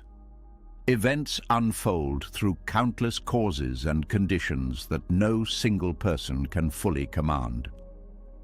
Recognizing this truth frees the mind from constant anxiety. It replaces the illusion of control with the quiet confidence that comes from living in harmony with reality. And as the mind continues exploring this freedom, another important lesson about emotional experience begins to reveal itself. As the mind begins to release the illusion that everything must be controlled, another quiet discovery starts to appear. Even when a person understands that life cannot be perfectly managed, something inside still tries to shape the internal world. The mind does not only try to control events, it also tries to control emotions. Feelings are edited, suppressed, rearranged, and judged before they are fully experienced. Some emotions are welcomed, while others are treated as problems that must be removed immediately. But Buddhist teachings reveal something that can feel deeply liberating. Emotional freedom does not come from controlling feelings. It comes from allowing them to appear without interference. A quiet tension often exists inside the emotional life of many people. The moment a feeling appears, the mind reacts instantly. If the emotion is pleasant, the mind clings to it and hopes it will remain. If the emotion is uncomfortable, the mind begins trying to reshape it. Sadness appears, and the mind says this should not be here. Anger rises, and the mind says this feeling is wrong. Fear enters the body, and the mind immediately tries to push it away.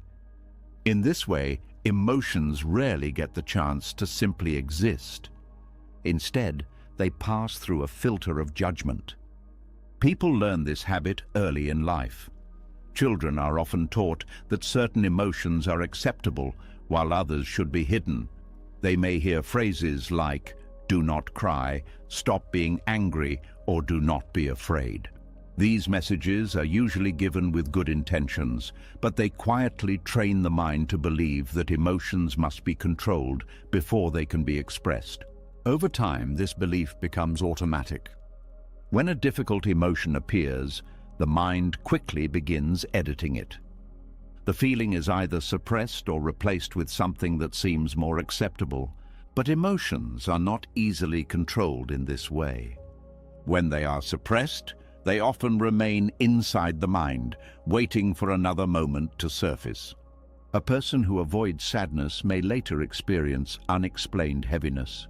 Someone who refuses to acknowledge anger may feel irritation appearing in unrelated situations. The emotional energy does not disappear, it simply changes its form. Buddhist wisdom approaches emotions differently. Instead of trying to control them, it encourages observing them. Observation creates space. Within that space, emotions can move naturally without becoming trapped by judgment. This approach does not mean acting impulsively on every feeling. It simply means allowing the emotion to exist without immediately labeling it as good or bad. When someone observes an emotion carefully, they begin to notice something important. Feelings are temporary. They arise, remain for a moment, and eventually fade. But when the mind tries to edit them, they often become more intense. The effort to suppress an emotion creates tension. That tension feeds the feeling, giving it more strength. For example, when a person feels anxious, the mind may react by criticizing the anxiety. It may say, "I should not feel this way," or "Something must be wrong with me." This reaction creates a second layer of distress. The person is no longer just experiencing anxiety. They are experiencing anxiety about their anxiety. The emotional burden becomes heavier. But if the mind simply observes the feeling without judgment, the experience changes. The person may notice the physical sensations associated with anxiety. The heartbeat may feel faster. The breath may become shallow. The body may feel restless. Instead of resisting these sensations, the mind allows them to be present. Gradually, the emotional intensity begins to soften. The feeling moves through the mind like a wave rather than remaining stuck. This process reveals an important truth. Emotions are not permanent states. They are movements within the mind and body. When allowed to move naturally, they rarely remain fixed for long. Another powerful change occurs when emotions are observed without editing. The mind becomes more honest with itself. Many people hide certain emotions because they believe those feelings reveal weakness. They may avoid admitting sadness because they want to appear strong. They may hide fear because they want to feel confident. But suppressing emotions does not eliminate them. It only creates distance between the person and their own experience. This distance makes emotional life confusing. A person may feel something but not fully understand it. They may react strongly without knowing why. Observation removes this confusion. When the mind acknowledges each emotion openly, clarity appears. The person begins to understand what they are truly feeling. This understanding creates emotional intelligence. Instead of reacting blindly to feelings, the person recognizes their patterns. They see how certain events trigger specific emotional responses. This awareness makes wise responses easier. For example, someone who observes their anger carefully may realize that the emotion often appears when they feel disrespected. Recognizing this pattern allows them to address the underlying issue calmly rather than reacting impulsively. Without observation, the anger might simply explode outward. With awareness, the person can respond thoughtfully. Another benefit of allowing emotions without editing them is compassion. When someone becomes familiar with their own emotional experiences, they begin to recognize the same struggles in others. They understand that everyone carries hidden feelings that are not always visible. This understanding softens judgment. Instead of criticizing others for emotional reactions, the person sees the common human experience beneath those reactions. Compassion grows naturally from this recognition. Buddhist teachings often describe emotions as visitors passing through the mind. Some visitors stay briefly, while others remain longer. But none of them are permanent residents. When the mind treats emotions as temporary guests rather than enemies or possessions, the emotional landscape becomes lighter. Feelings are welcomed, experienced, and allowed to depart naturally. Another transformation occurs in the relationship between emotions and identity. Many people believe that their emotions define who they are. If they feel angry, they believe they are an angry person. If they feel afraid, they believe they are weak. But observation reveals that emotions are experiences rather than identities. A person can feel sadness without being defined by sadness. They can experience fear without becoming fear itself. This distinction creates freedom. The mind no longer feels trapped by emotional labels. It recognizes that emotions are temporary movements within consciousness. This freedom reduces the fear of difficult feelings. When someone understands that emotions do not define them permanently, they become less afraid of experiencing them. They no longer need to suppress feelings in order to protect their sense of identity. Instead, they allow emotions to pass through naturally. This openness creates emotional resilience. Resilience does not mean avoiding emotions. It means remaining stable while emotions move through the mind. Another insight appears when emotions are allowed without editing. The mind begins to notice the subtle differences between reacting and observing. Reaction happens quickly and often without awareness. Observation slows the process. The person sees the emotion appearing and chooses how to respond. This pause creates wisdom. Instead of reacting impulsively, the person considers the situation carefully. They may still feel anger, sadness, or fear, but their actions become guided by understanding rather than by emotional intensity. Over time, this practice transforms emotional life. Feelings become sources of information rather than sources of chaos. The mind becomes a place where emotions can appear safely. This safety allows deeper honesty. People who allow their emotions fully often discover that the feelings they feared most were not as overwhelming as they once believed. The mind learns that it can survive emotional experiences without collapsing. This realization strengthens inner stability. Instead of trying to eliminate emotions, the person develops the capacity to hold them with awareness. In that awareness, calm begins to grow. Not because emotions disappear, but because the mind no longer fights them. The struggle against feelings fades. What remains is a quiet ability to experience life fully. Joy becomes richer because it is not clung to desperately. Sadness becomes gentler because it is not resisted. Anger becomes clearer because it is observed rather than suppressed. The emotional world becomes balanced. This balance does not remove all difficulties from life, but it transforms how those difficulties are experienced. Instead of being overwhelmed by emotions, the person moves through them with awareness. And as this emotional freedom deepens, the mind begins to discover another subtle source of conflict that often shapes human experience. As emotional freedom begins to grow through the simple act of allowing feelings to exist without editing them, another deeper pattern quietly reveals itself beneath many human struggles. Emotions do not only arise from events themselves. They often emerge because something inside feels threatened. That something is the image the mind carries about who it believes it is. Every person builds silent stories about themselves over time. These stories shape identity. They describe what kind of person someone believes they are, what they deserve, how others should treat them, and what their life should look like. But Buddhist teachings gently reveal that much of the conflict people experience with reality does not come from events alone.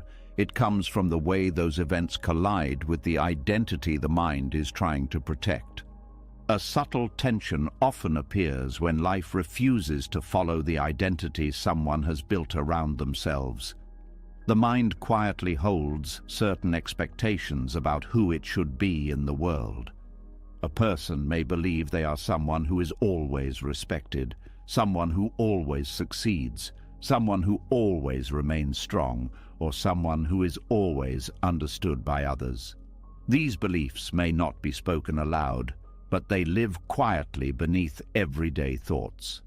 When reality confirms these identities, the mind feels comfortable, confidence grows, the person feels stable within the image they have created. But when events contradict that image, discomfort begins to appear. Someone who sees themselves as competent may feel shaken when they make a mistake. A person who believes they are always kind may feel confused when anger rises inside them. Someone who believes they deserve appreciation may feel deeply hurt when their efforts go unnoticed. The event itself may be simple, but the emotional reaction becomes strong because the identity attached to the event feels threatened. Buddhist philosophy explores this dynamic with great clarity. It teaches that the sense of self many people defend so carefully is not as solid as it appears. Identity is often built from memories, social roles, achievements, and expectations learned throughout life. These elements combine to form a picture of who someone believes they are. But this picture is constantly changing. The person who once saw themselves as a student later becomes a professional. Someone who identified strongly with success may later face failure and discover new aspects of themselves. Identity evolves as life unfolds. Yet the mind often tries to freeze identity into a fixed shape. It becomes attached to the story it has created. This attachment creates conflict when reality moves in a different direction.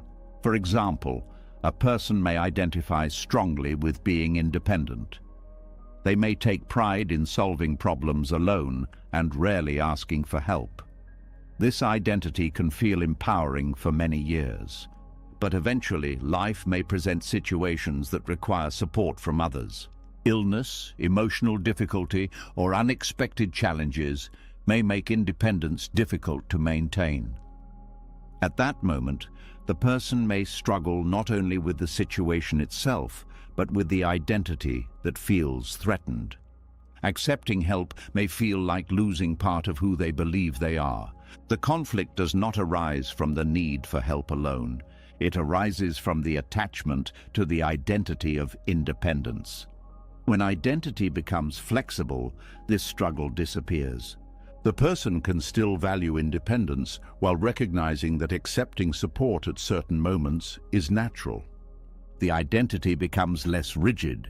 This flexibility allows the mind to adapt to changing circumstances. Another example appears in social roles. People often define themselves through their relationships or achievements. Someone may strongly identify with their career. Their sense of worth may become closely connected to their professional success.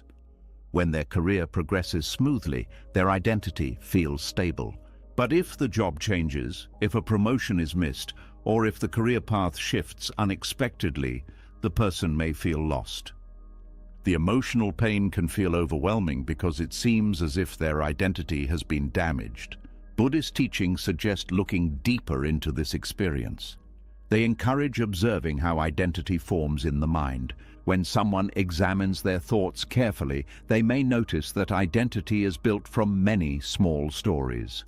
These stories describe what kind of person they believe they should be.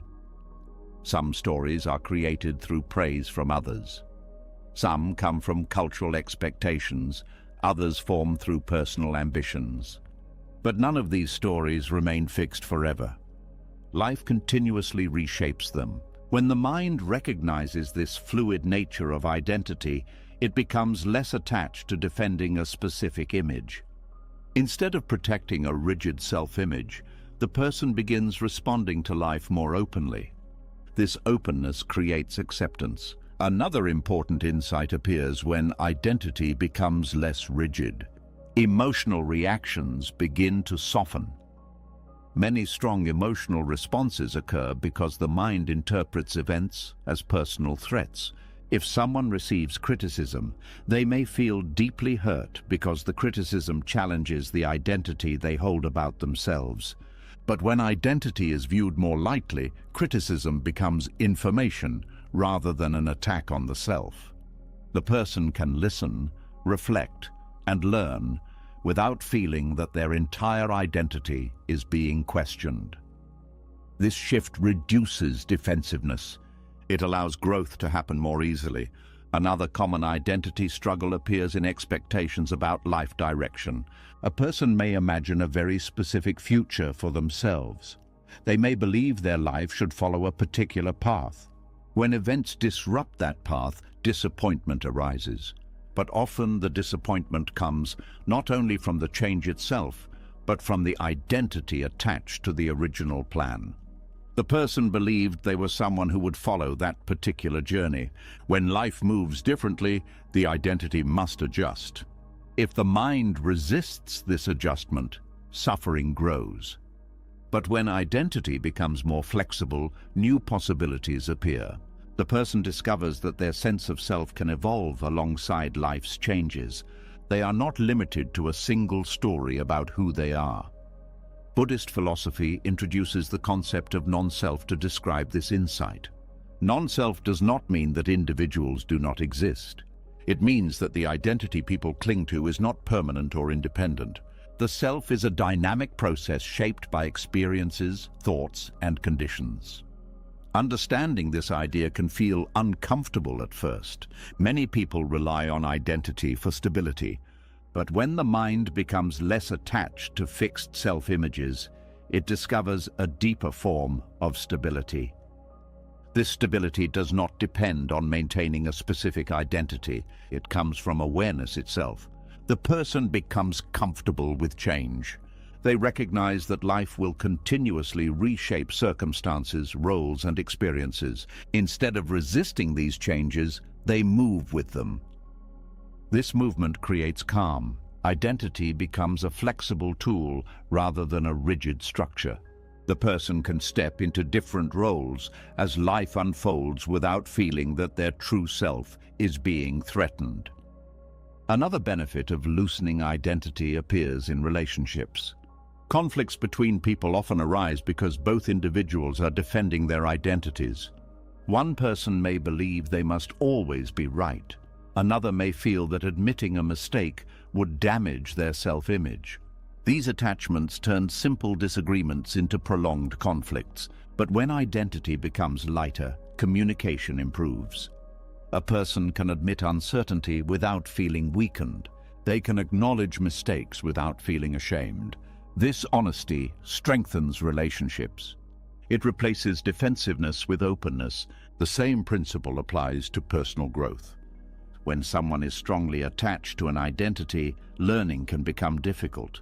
A person who believes they are always knowledgeable may resist new ideas that challenge their understanding. But when identity becomes flexible, curiosity increases. The person becomes willing to explore different perspectives. They no longer feel the need to protect an image of themselves as someone who already knows everything. Curiosity replaces defensiveness. Learning becomes easier. Gradually, the mind realizes that identity was never meant to be a fixed object. It is a collection of temporary patterns shaped by experiences. Recognizing this truth reduces suffering because the mind no longer fights to protect a rigid self-image. Instead, it allows identity to evolve naturally. This evolution brings a deeper sense of freedom. The person can experience life without constantly measuring whether events confirm or threaten their identity.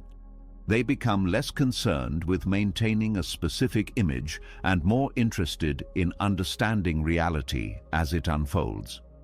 And as this understanding deepens, another quiet transformation begins to appear in the way the mind relates to time and change. As the mind begins loosening its attachment to rigid identity, something subtle but powerful begins to change within the inner landscape. When the self-image becomes lighter, many of the conflicts that once felt deeply personal start to lose their intensity. Events no longer feel like direct threats to who someone believes they are. Yet, even after this shift begins, another quiet habit still remains active beneath the surface. The mind continues holding conversations with reality. It debates with events that have already occurred. It questions outcomes that can no longer be changed. It repeats certain thoughts over and over, as if arguing with the past might somehow alter what has already unfolded. Buddhist teachings describe this habit as one of the hidden sources of mental exhaustion, and understanding it reveals a surprising form of relief. A quiet but constant debate often runs through the mind without being noticed clearly. It appears in thoughts that begin with simple phrases. This should not have happened. That person should have acted differently. Things were supposed to go another way.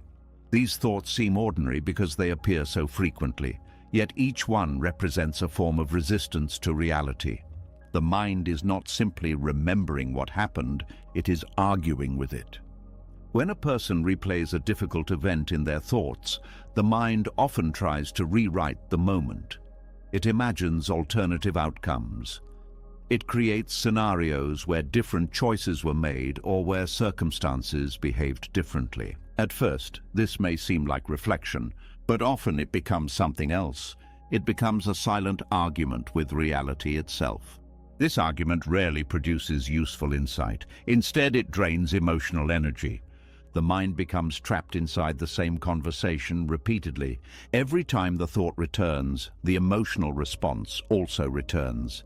The event may have happened once in the external world, but inside the mind it continues happening again and again. This repetition is what keeps emotional wounds active long after the original moment has passed. Buddhist wisdom recognizes that the mind naturally tries to make sense of experience. It searches for meaning, patterns, and explanations. This process can be helpful when it leads to understanding. But when the mind becomes locked in debate with reality, it stops searching for understanding and begins defending its expectations. It insists that events should have followed a different path. But reality has already moved forward. The argument becomes impossible to win, yet the mind continues repeating it. This is why acceptance creates such profound relief. Acceptance does not mean approving of everything that happens. It does not require believing that painful events are good or deserved. Acceptance simply means acknowledging that something has occurred.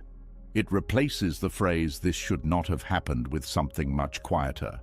"This happened." When this simple recognition appears, the inner debate begins to dissolve. The mind no longer spends energy arguing with an unchangeable moment. Instead, that energy becomes available again. It returns to awareness, presence, and clarity. Many people notice this shift most clearly when they reflect on past regrets. A mistake may have been made years earlier.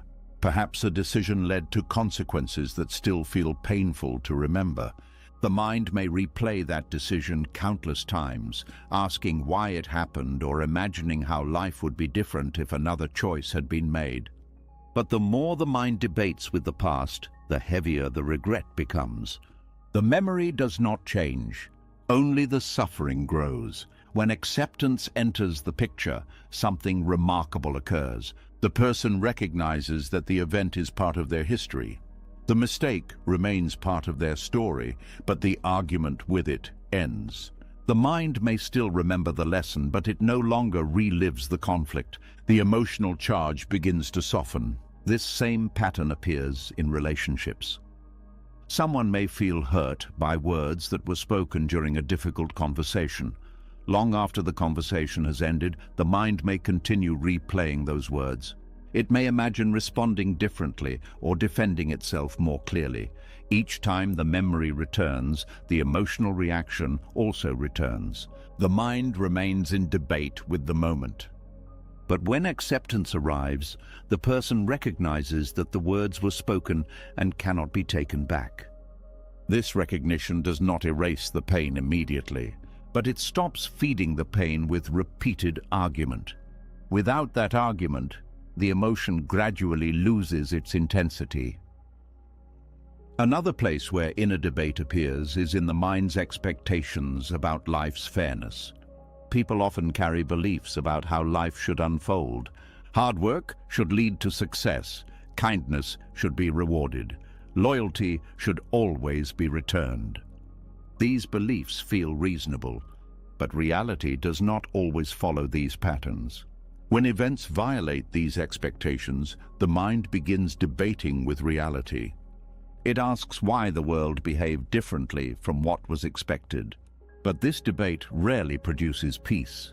Instead, it keeps the mind trapped in frustration. Acceptance interrupts this cycle.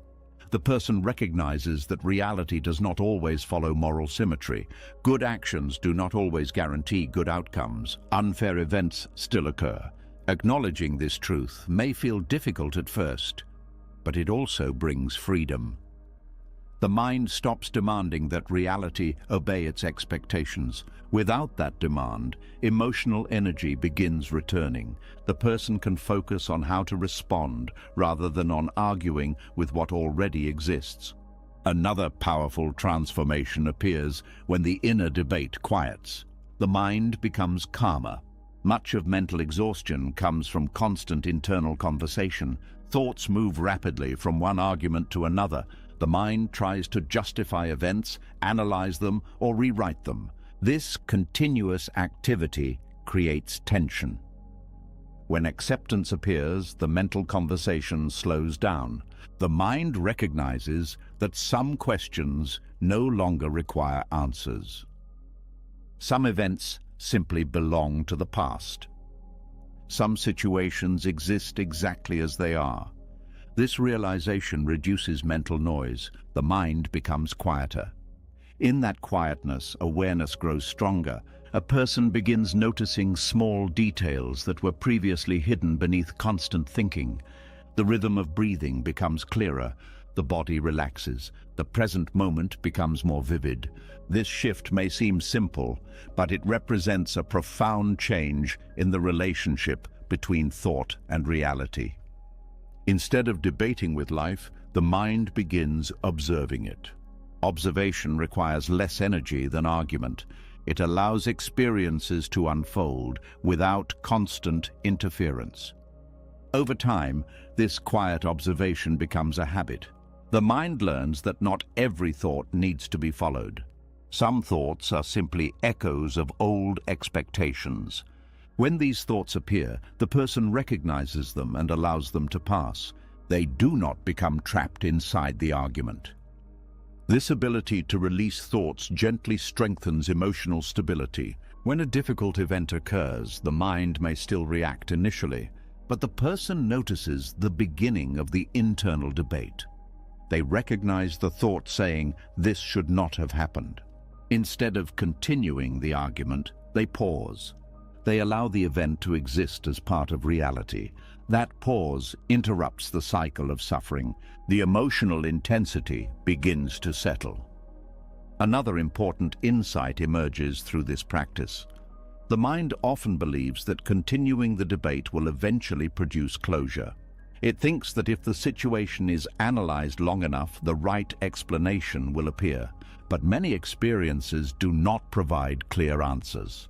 Life contains uncertainty, complexity, and unpredictability. When the mind accepts that some questions may remain unresolved, the pressure to solve every mystery disappears. This acceptance creates peace. The person becomes comfortable with not knowing everything. The mind no longer feels responsible for explaining every detail of life. Instead, it focuses on responding wisely to what is happening now. Gradually, the person begins experiencing a quiet relief that feels almost unfamiliar. The mind is no longer working constantly to correct reality. It is no longer fighting moments that have already passed. The debate has ended. In its place, a calmer awareness begins to grow. Life continues unfolding with its natural mix of joy and difficulty. But the mind now meets these experiences without the exhausting habit of argument. And as this quiet relief deepens, another gentle realization begins to appear about the nature of change itself. As the inner debate with reality begins to quiet, the mind slowly discovers how much energy was once spent arguing with moments that had already passed. That silence creates space. In that space, something else becomes easier to notice. Many of the struggles that once felt like battles with reality were not always about reality itself. They were about the stories the mind quietly created around events. The mind rarely experiences life as it is. Instead, it interprets each moment through personal meaning, expectations, memories, and beliefs. Buddhist teachings gently point toward this hidden habit. They show that suffering often grows not from events themselves, but from the narratives the mind builds around them. A strange pattern exists in the way people experience their lives. When something happens, the event itself is usually simple and brief. A conversation ends abruptly. A message is not answered. A plan does not unfold the way it was expected. The event may last only a few seconds or minutes, but the mind rarely leaves the event alone. It begins constructing a story. This story attempts to explain why the event occurred. It interprets intentions, predicts consequences, and assigns meaning to what happened. The mind may say that the person who did not respond must be upset, or that the missed opportunity means something has gone terribly wrong, or that the unexpected change signals failure. The event remains the same, but the story surrounding it grows larger and more complex. Soon the person is no longer reacting to the event itself. They are reacting to the story they have created. Buddhist philosophy often highlights the importance of recognizing this difference. There is the raw experience of life, and then there is the interpretation the mind places upon that experience. These two things are not the same, yet most people blend them together so quickly that they cannot tell where the event ends and the story begins. For example, someone might receive a brief message that seems distant or formal. The event itself is simple. A few words appeared on a screen, but the mind begins building a narrative around those words. It may assume the other person is angry. It may interpret the tone as rejection. It may imagine that the relationship is changing, or that something has gone wrong. None of these conclusions are part of the original event. They are additions created by the mind. When the story grows strong enough, it begins shaping emotional experience. The person may feel hurt, anxious, or defensive, even though the actual event did not contain those meanings. This habit appears in many areas of life. A person may experience a moment of failure and quickly tell themselves a story about what that failure means. The mind may decide that the event proves they are incapable, unlucky, or destined for disappointment. But the event itself may simply represent one unsuccessful attempt. The story gives it much greater significance. Another person might experience a moment of praise and create a different kind of story. They may interpret the praise as proof that their value depends on always performing well. This story may feel positive at first, but it can later create pressure and fear of losing approval. In both cases, the mind has transformed a simple moment into a narrative about identity and future outcomes. Buddhist teachings encourage observing this storytelling process carefully. When someone begins paying attention to their thoughts, they may notice how quickly narratives appear. The mind seems to prefer explanation. It feels uncomfortable with uncertainty, so it fills gaps in understanding with assumptions. But these assumptions are often shaped by past experiences rather than by the present moment. Someone who has experienced rejection in the past may quickly interpret neutral situations as signs of rejection again. Someone who has struggled with self-doubt may interpret challenges as evidence of personal failure. These patterns reveal how personal history influences the stories the mind creates. Recognizing this influence helps people see that their interpretation of events is not always objective. It is filtered through memory and expectation.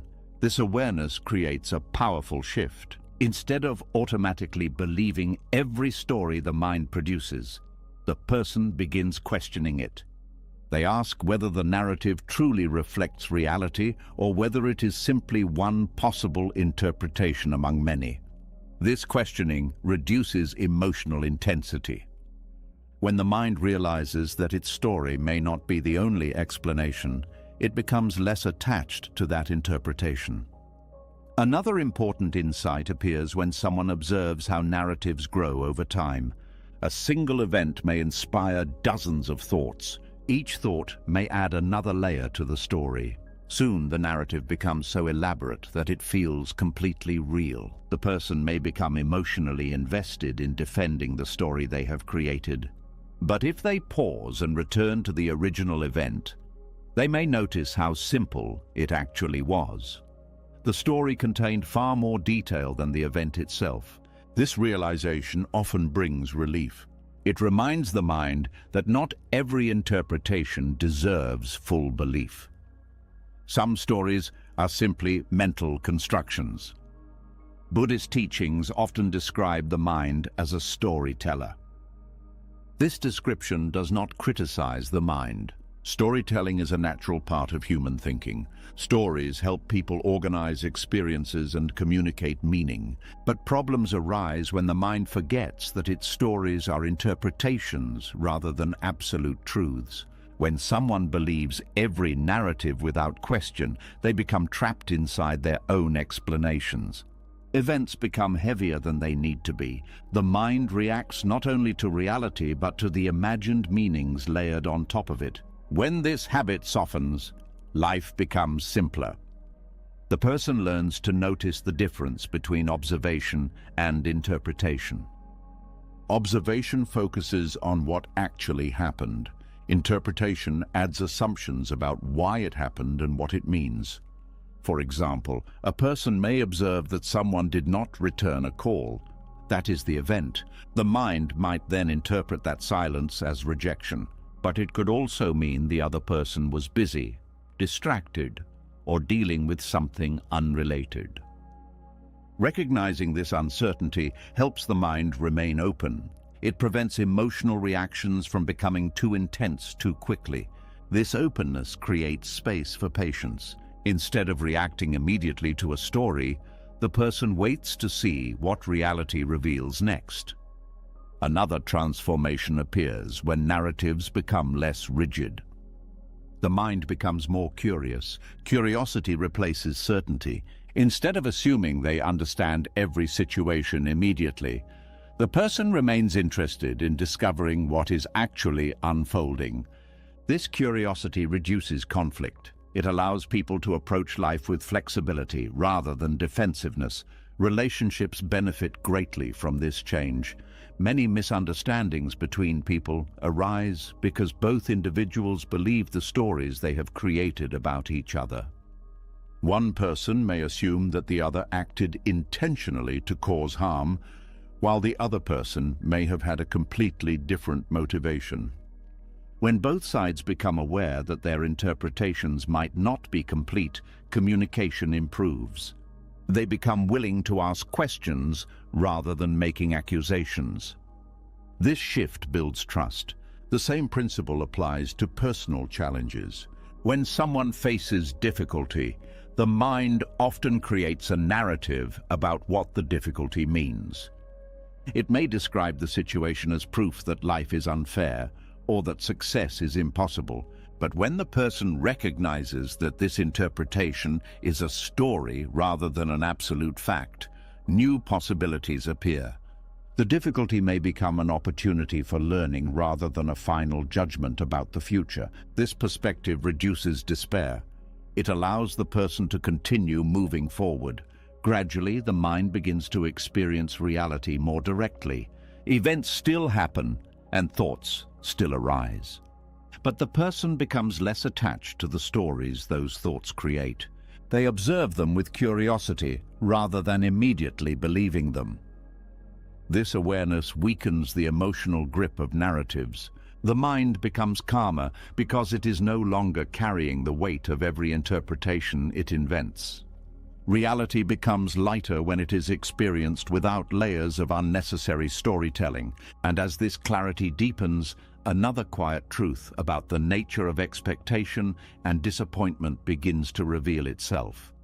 As the mind begins recognizing how easily it builds stories around events, a new layer of awareness starts to appear. Many of those stories were not created only to explain life, they were also created to escape discomfort. When something feels uneasy or painful, the mind immediately looks for ways to move away from the feeling. Sometimes it creates explanations, sometimes it searches for distractions, and sometimes it reacts quickly just to avoid sitting with the discomfort itself. Buddhist teachings slowly reveal that this habit of escape keeps the mind trapped in a cycle of restlessness. When discomfort is allowed to exist without immediate reaction, something surprising begins to happen.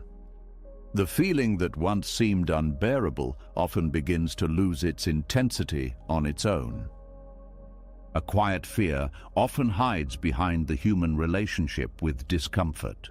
Many people believe that if they allow unpleasant feelings to remain, those feelings will grow stronger or become permanent. Because of this belief, the mind quickly looks for ways to escape emotional tension.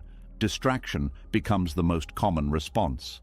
A person may reach for their phone the moment boredom appears.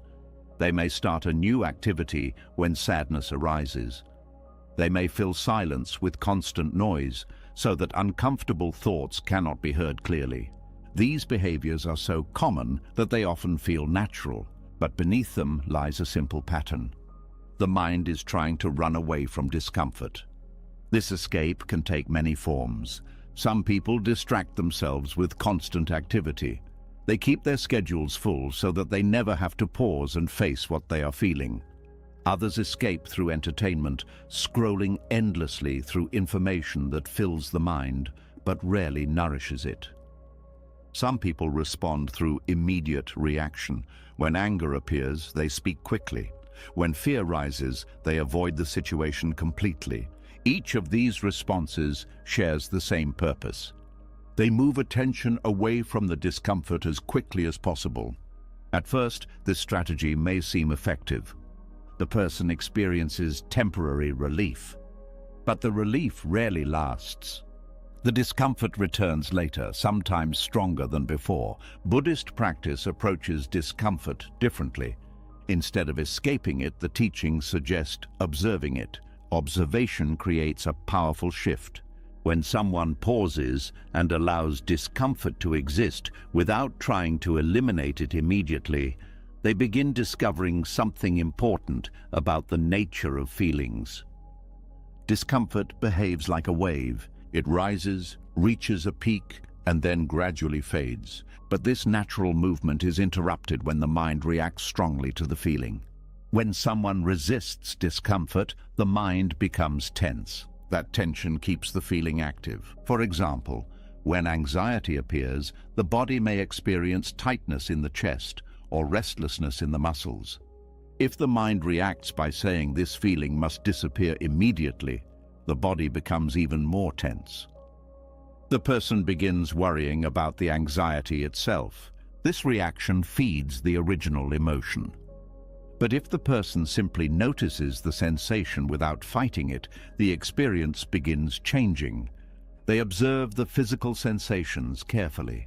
They notice how the breath moves, how the body feels, and how the mind reacts. Instead of resisting the feeling, they allow it to unfold. Gradually, the emotional intensity begins softening.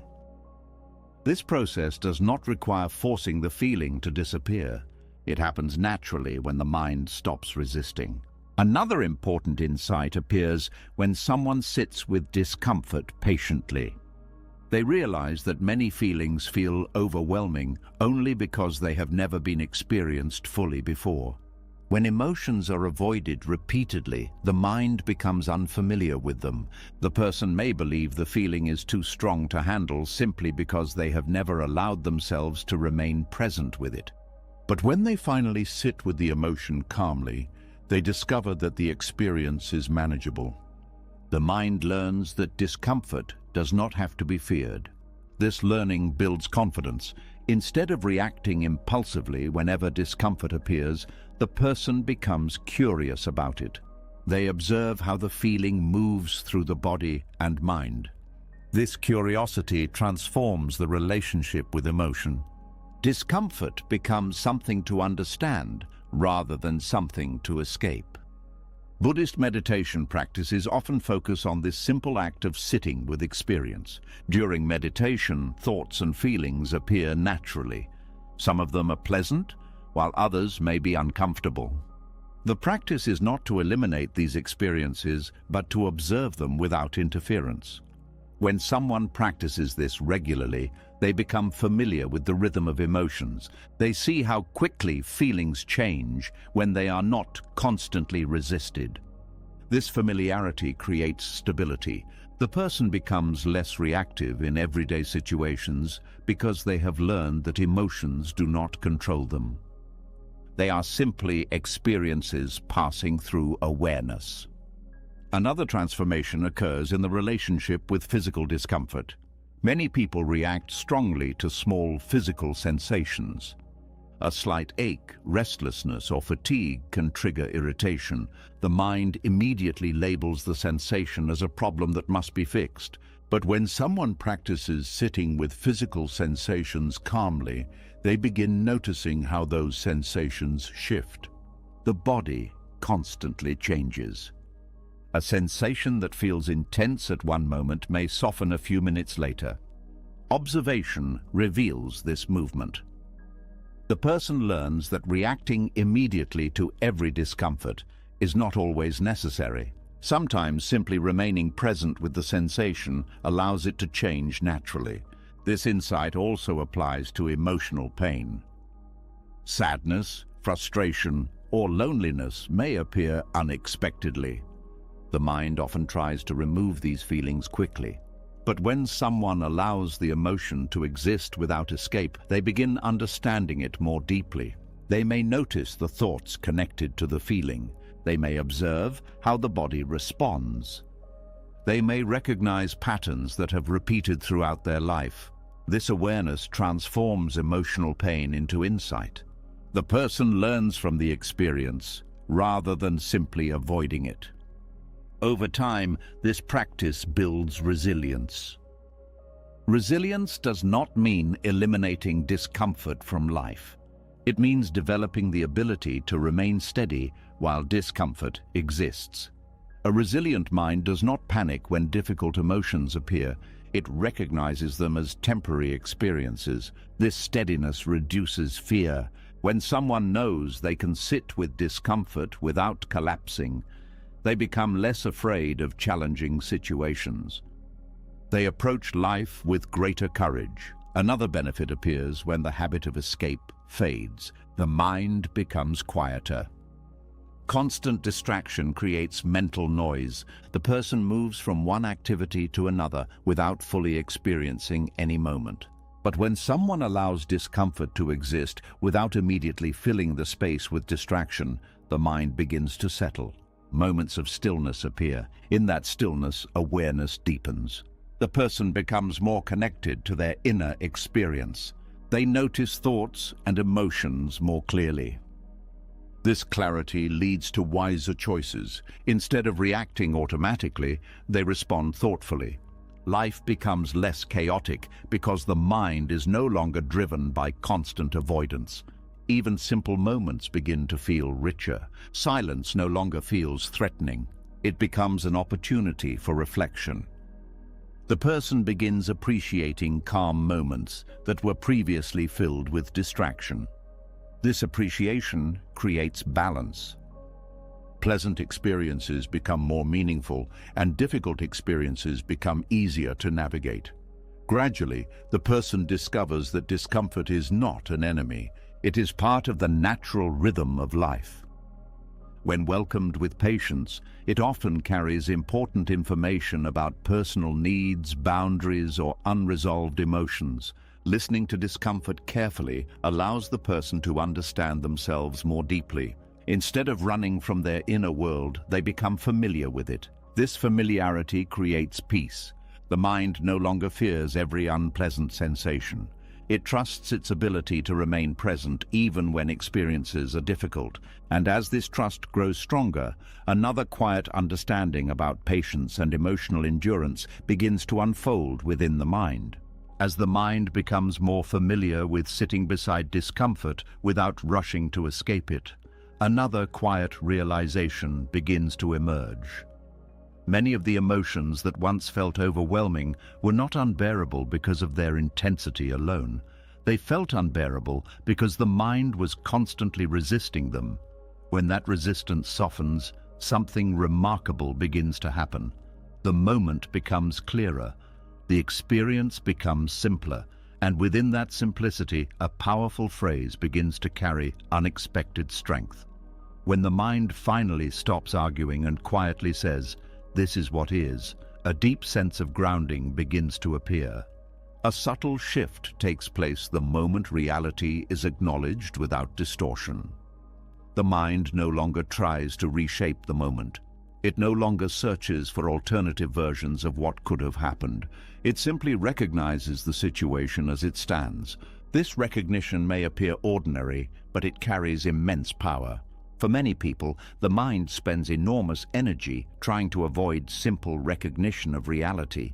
When something painful occurs, the mind may drift toward denial. It may pretend the situation is not real yet. It may wait for circumstances to change quickly, so that acknowledgement becomes unnecessary. But the longer recognition is delayed, the heavier the experience becomes. Reality continues existing whether the mind acknowledges it or not. And while the mind avoids recognition, it remains trapped in tension. The phrase, "This is what is," dissolves that tension.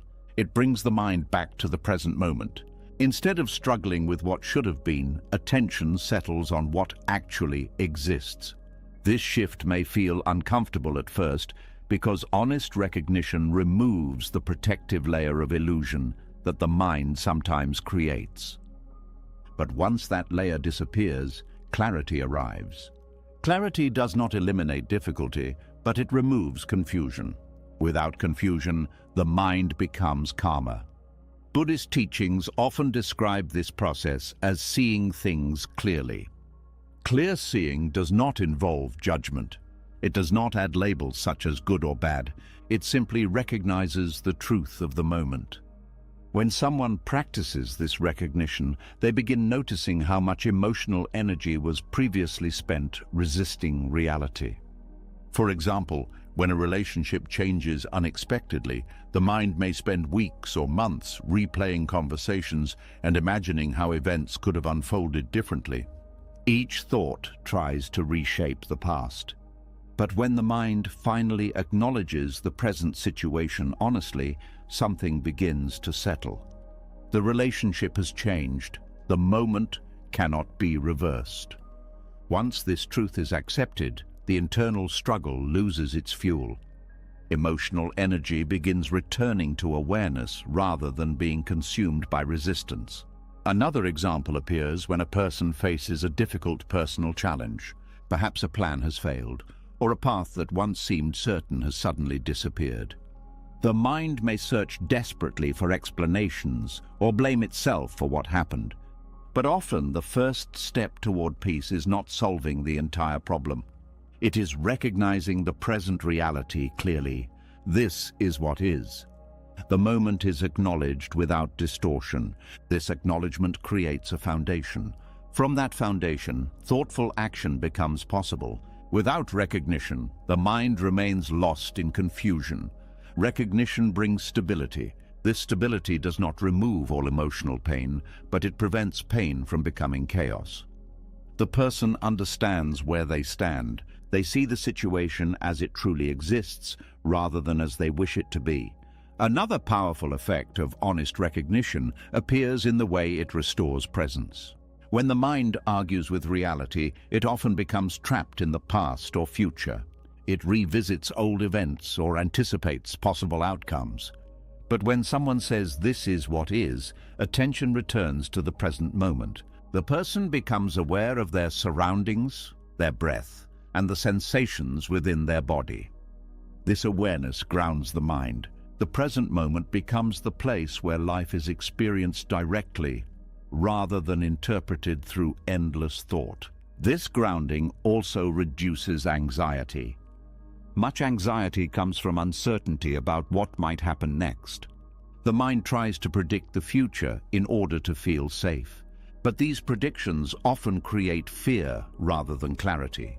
When the mind returns to the present and acknowledges reality honestly, it recognizes that the future has not yet arrived. Only the current moment exists. This recognition brings calm. Instead of fighting imagined possibilities, the person focuses on what can be done now. Another dimension of strength appears when honest recognition replaces denial.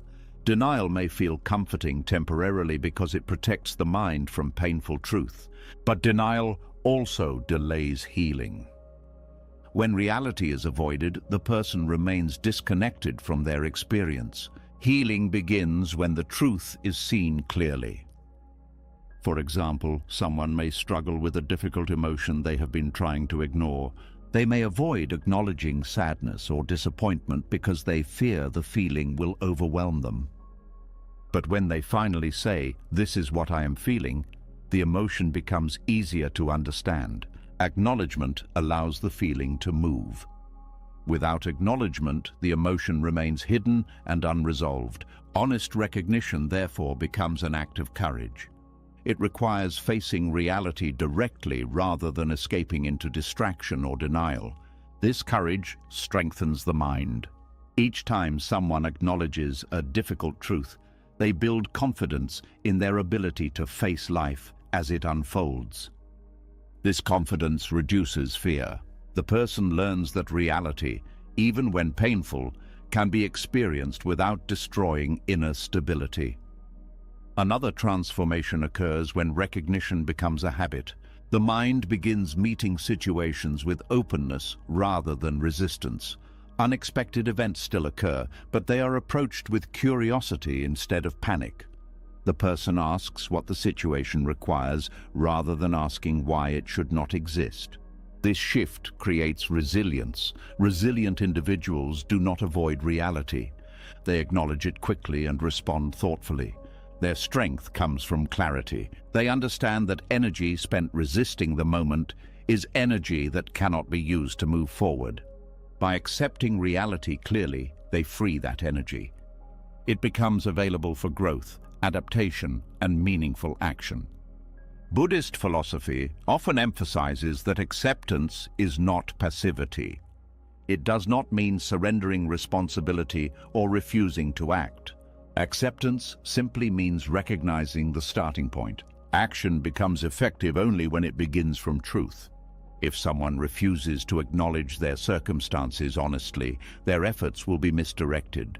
But when they see reality clearly, their actions align with what is truly possible. This alignment creates confidence. The person no longer feels lost in confusion. They understand the situation and respond wisely. Even when outcomes remain uncertain, they feel grounded because their response is based on clarity rather than denial. Over time, this practice reshapes the mind's relationship with difficulty. Instead of fearing challenging situations, the person approaches them with steady awareness. They recognize that every experience begins with the same simple step: seeing clearly, saying quietly, "This is what is."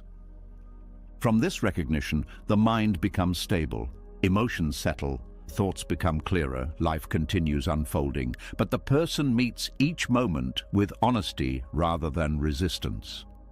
And as this honesty deepens, another subtle understanding about patience and trust begins to emerge within the quiet spaces of awareness. As the mind learns the quiet strength of saying, "This is what is," another pattern slowly becomes easier to see. Honest recognition brings stability to the present moment, yet many people still feel pulled backward by memories that refuse to loosen their grip. Even after reality is acknowledged clearly, the mind sometimes returns again and again to events that have already ended. It replays them, analyzes them, and compares them to what life looks like now. In doing so, the mind remains divided between two places at once. One part of attention stands in the present moment, while another part continues living in what once was. Buddhist teachings gently reveal that peace cannot fully appear while the mind remains attached to the past, because the past is a place that no longer exists. A quiet pull toward the past is natural for the human mind. Memories are powerful. They hold images, emotions, and meanings that feel deeply personal. A joyful moment from years ago can still bring warmth to the heart. A painful experience can still create tension long after the event has ended. The mind often treats memories as if they still contain unfinished business. It returns to them repeatedly, trying to solve something that may never be solved. Sometimes the mind revisits the past to search for explanations. It asks why certain events happened or why particular people acted the way they did. It hopes that understanding the past completely will bring closure. But the past rarely provides complete explanations. Even when answers appear, they often do not erase the emotional weight attached to the memory. Other times, the mind returns to the past because it longs for moments that felt meaningful or joyful. A person may remember a time when life felt simpler or when a relationship brought happiness. The mind compares that memory with the present moment and quietly wishes things could return to the way they once were. This longing can create a subtle dissatisfaction with the present. The person feels that something important has been lost. Yet, the present moment continues moving forward. Life cannot return to the earlier version that memory preserves. This tension between memory and reality creates emotional conflict. Buddhist philosophy emphasizes the importance of recognizing impermanence. Everything that exists changes over time. Relationships evolve, circumstances shift, even the body itself moves through constant transformation.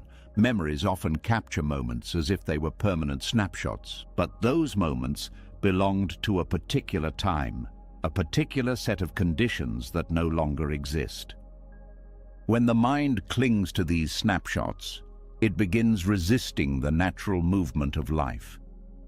Instead of allowing change, it tries to preserve something that has already passed. This resistance prevents peace from settling in the present moment. The mind remains focused on what used to be instead of noticing what exists now. Another way the past influences the present appears through regret. Regret often grows from the belief that something should have happened differently. The mind reviews old decisions and imagines alternative outcomes. It wonders what life would look like if another path had been taken. But this reflection can easily turn into self-criticism. The person may begin blaming themselves for choices made long ago. They may believe those choices permanently shaped their future, yet regret cannot rewrite the past. It can only deepen emotional suffering in the present. Acceptance offers a different perspective. Instead of trying to change what already happened, the person acknowledges the event as part of their history. They recognize that every moment of the past contributed to the person they have become today. Even mistakes contain lessons. When the mind accepts this truth, regret begins transforming into understanding. The past becomes a teacher rather than a prison. Another form of attachment to the past appears in unresolved emotional wounds. A painful experience may have left strong feelings of betrayal, grief, or disappointment.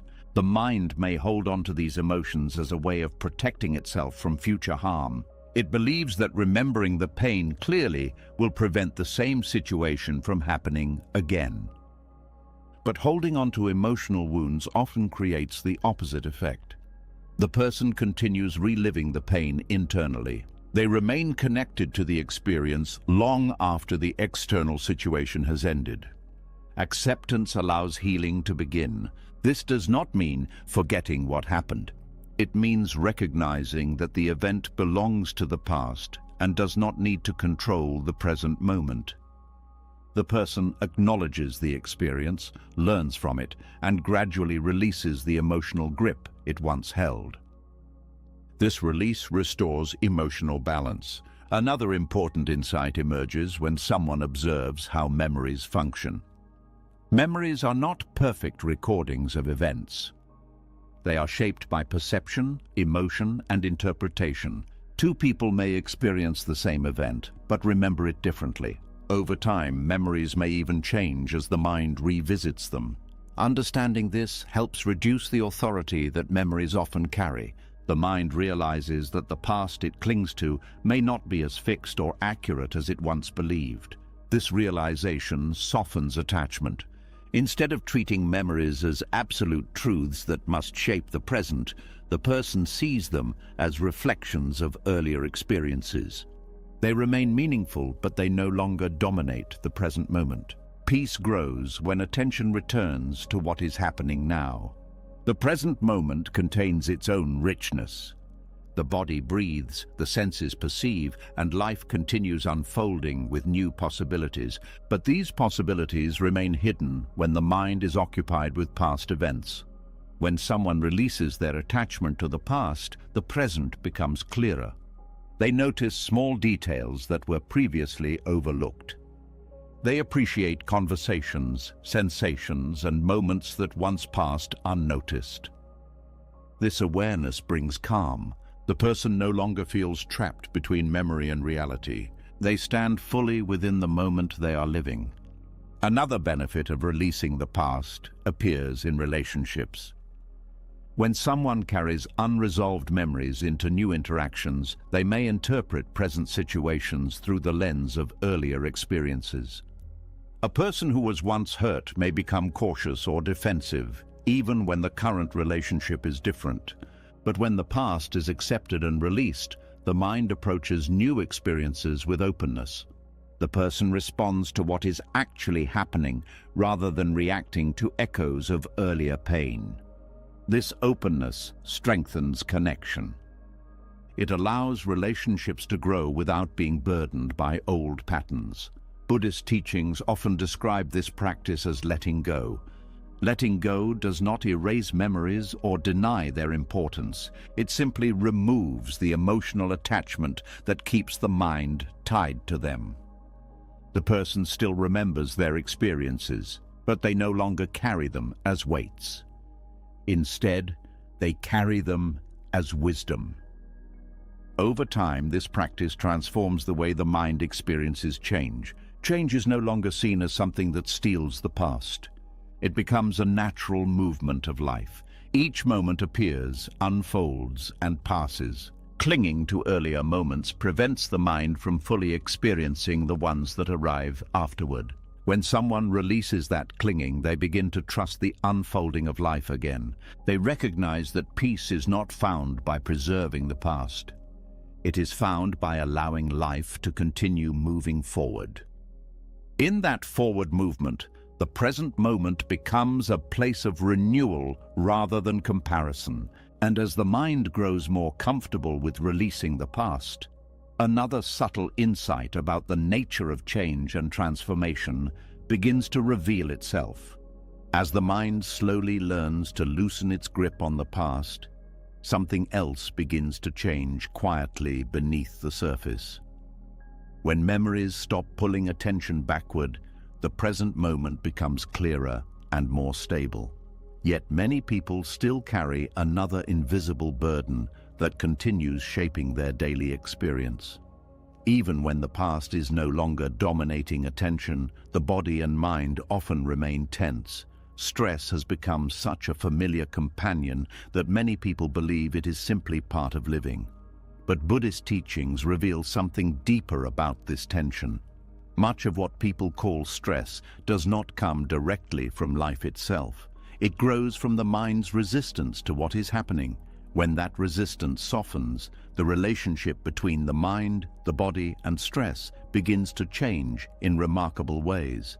A quiet tension often lives inside the body long before a person becomes fully aware of it. The shoulders tighten, the breath becomes shallow, and the mind begins moving quickly from one thought to another. Many people describe this feeling simply as stress, yet few stop to examine what actually creates it. Stress often begins as a reaction to uncertainty or difficulty. An unexpected situation appears, and the mind immediately tries to control it. Thoughts begin racing. What should be done next? How can the situation be fixed? What might happen if things go wrong? These questions create mental pressure.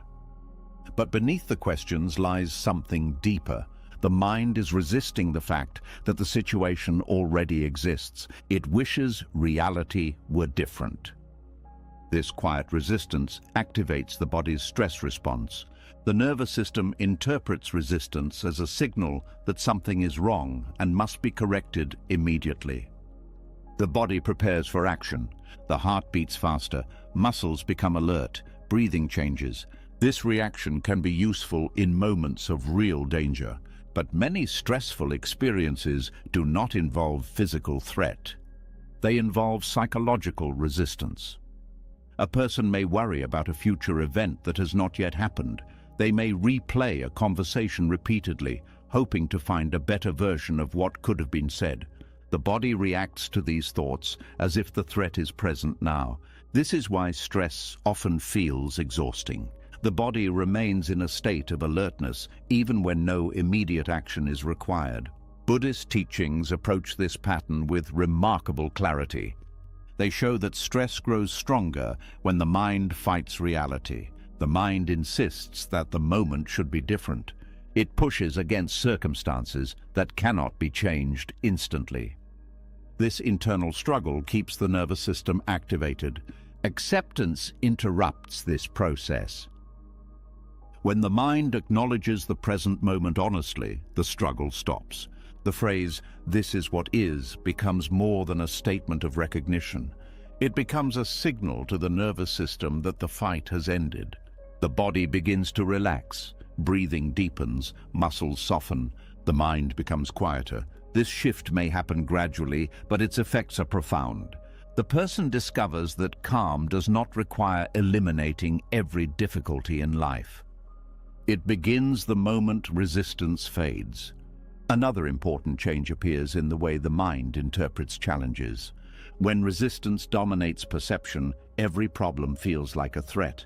The mind believes it must solve the situation immediately or risk losing control. This urgency intensifies stress. But acceptance changes the interpretation. The person recognizes that challenges are part of life rather than interruptions to it. Instead of reacting with panic, the mind observes the situation calmly. This observation creates space for thoughtful response.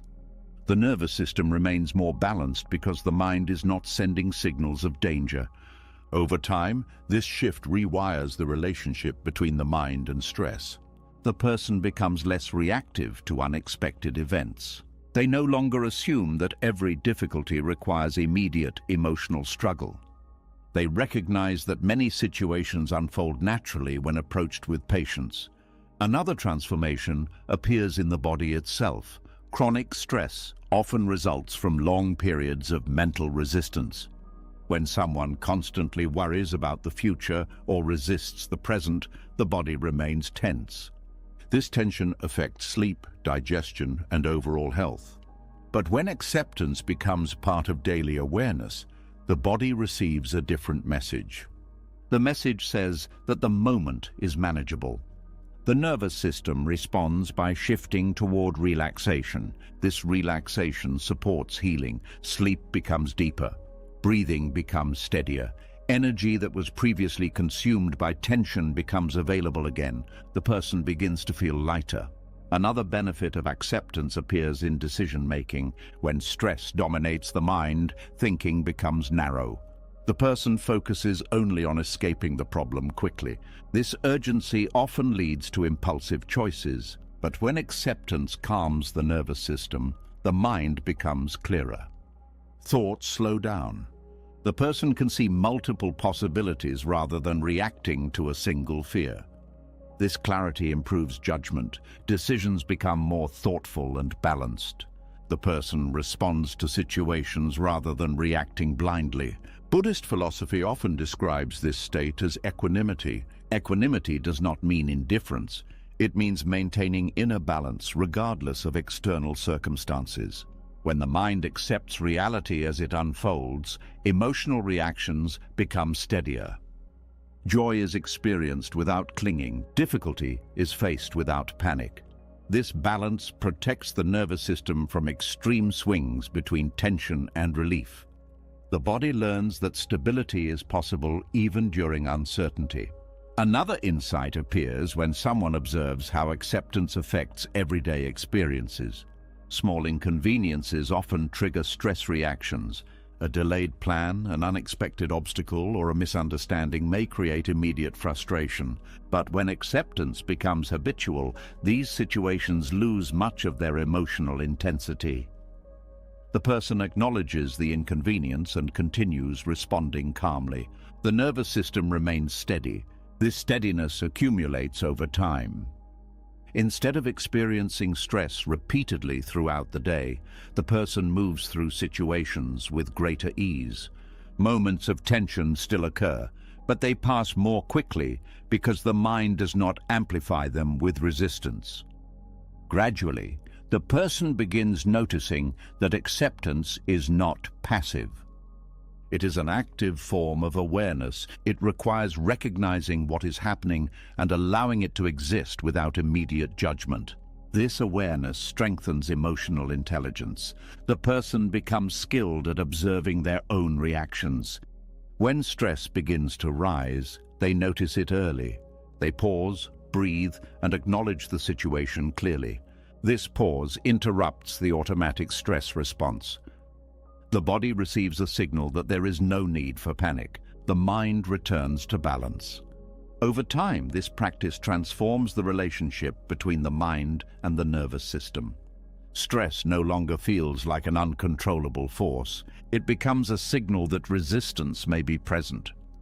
When resistance is released, the signal fades. The person realizes that much of the tension they once carried was created by internal struggle rather than by the world itself. This realization brings freedom. Life continues presenting challenges, but those challenges no longer dominate emotional experience. The mind responds with steadiness. The body remains relaxed. Calm becomes the natural state rather than the rare exception. And as this calmer relationship with stress continues deepening, another quiet insight begins to reveal itself about how peace can grow even in the midst of uncertainty. As the mind begins to experience how acceptance softens stress and allows the body to return to balance, another deeper layer of resistance slowly becomes visible.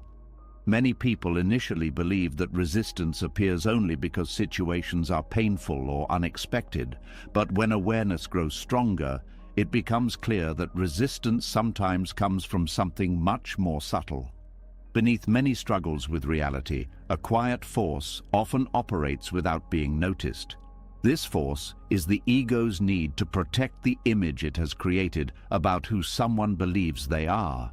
When reality challenges that image, the mind often reacts with refusal rather than openness.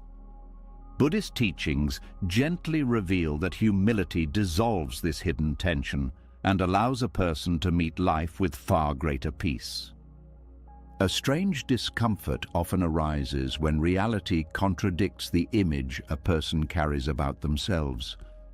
People rarely move through life without forming certain ideas about their identity. These ideas shape how they expect the world to respond to them.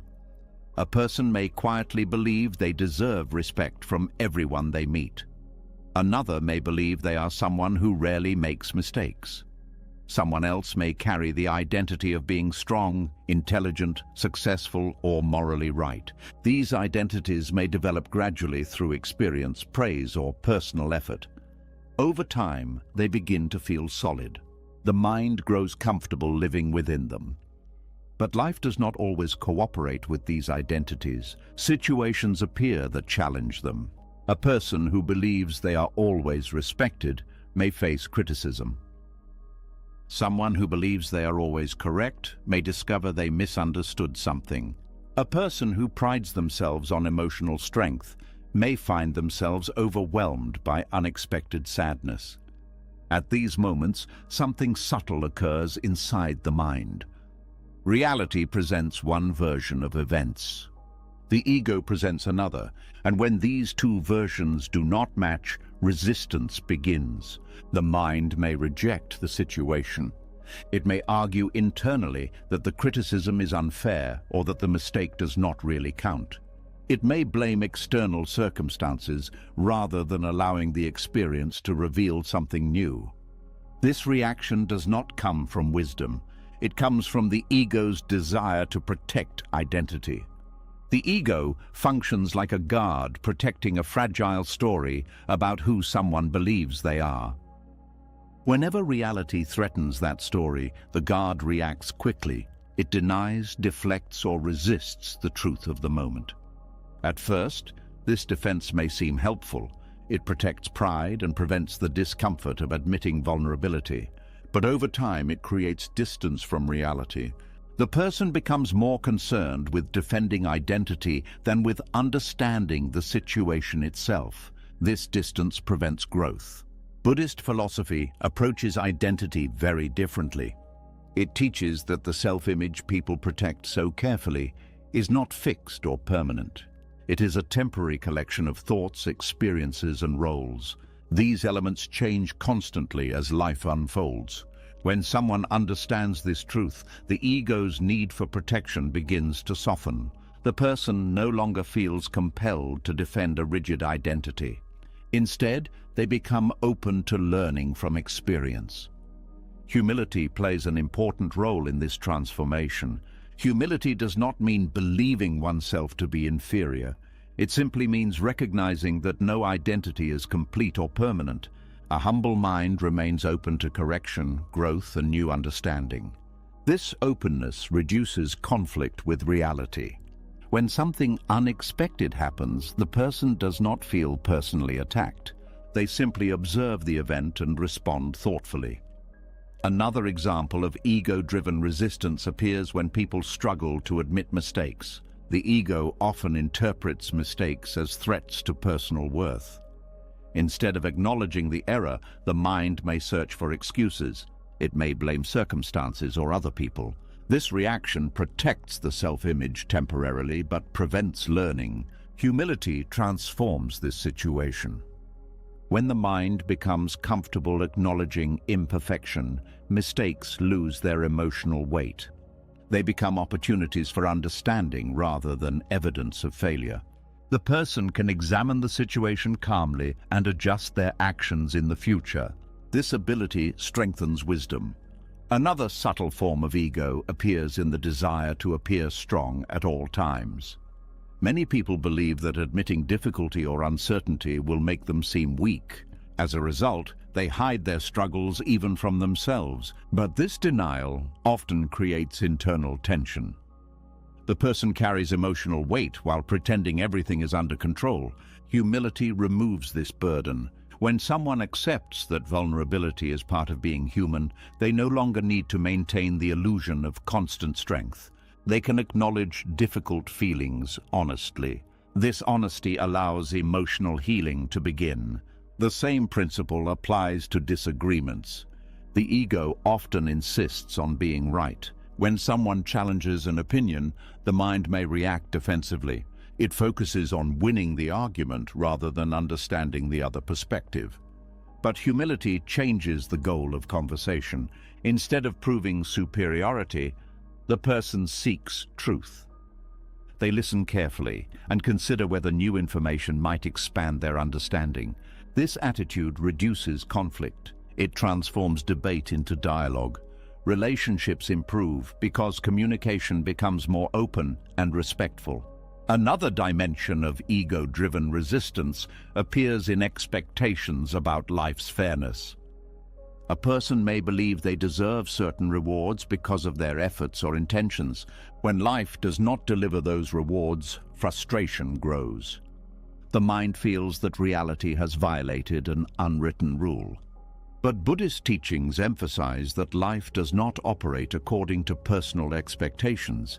Events arise through complex causes and conditions. Humility allows the mind to accept this complexity. Instead of demanding that life conform to personal desires, the person learns to adapt to changing circumstances. This flexibility reduces bitterness.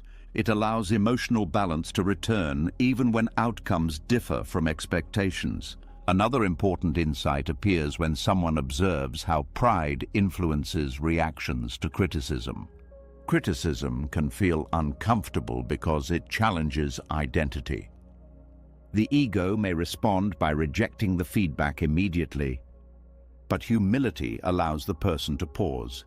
Instead of reacting defensively, they examine the criticism carefully. Some feedback may be inaccurate, but some may contain valuable truth.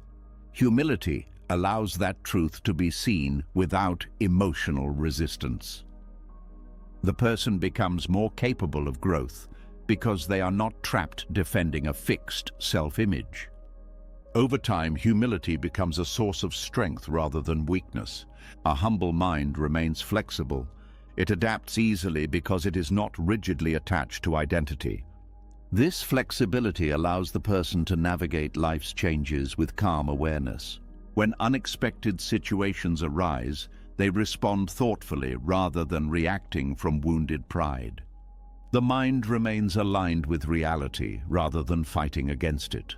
Another transformation appears in the way humility affects relationships with others. When someone no longer needs to protect a rigid identity, they become more compassionate. They recognize that everyone carries their own struggles and imperfections. Instead of judging others harshly, they respond with understanding. This compassion creates connection. People feel safer around someone who does not constantly defend their ego. Conversations become more genuine. Trust grows naturally. Gradually, the person begins experiencing life with greater simplicity. They no longer need to maintain elaborate stories about who they are. They simply respond to each moment as it unfolds. Humility allows them to remain open to learning from every experience. Reality becomes a teacher rather than an opponent, and as the ego's grip loosens further, another quiet realization begins to emerge about the peaceful clarity that comes from living without constant resistance to life itself. As the mind begins to soften the grip of ego and pride, another quiet transformation becomes possible.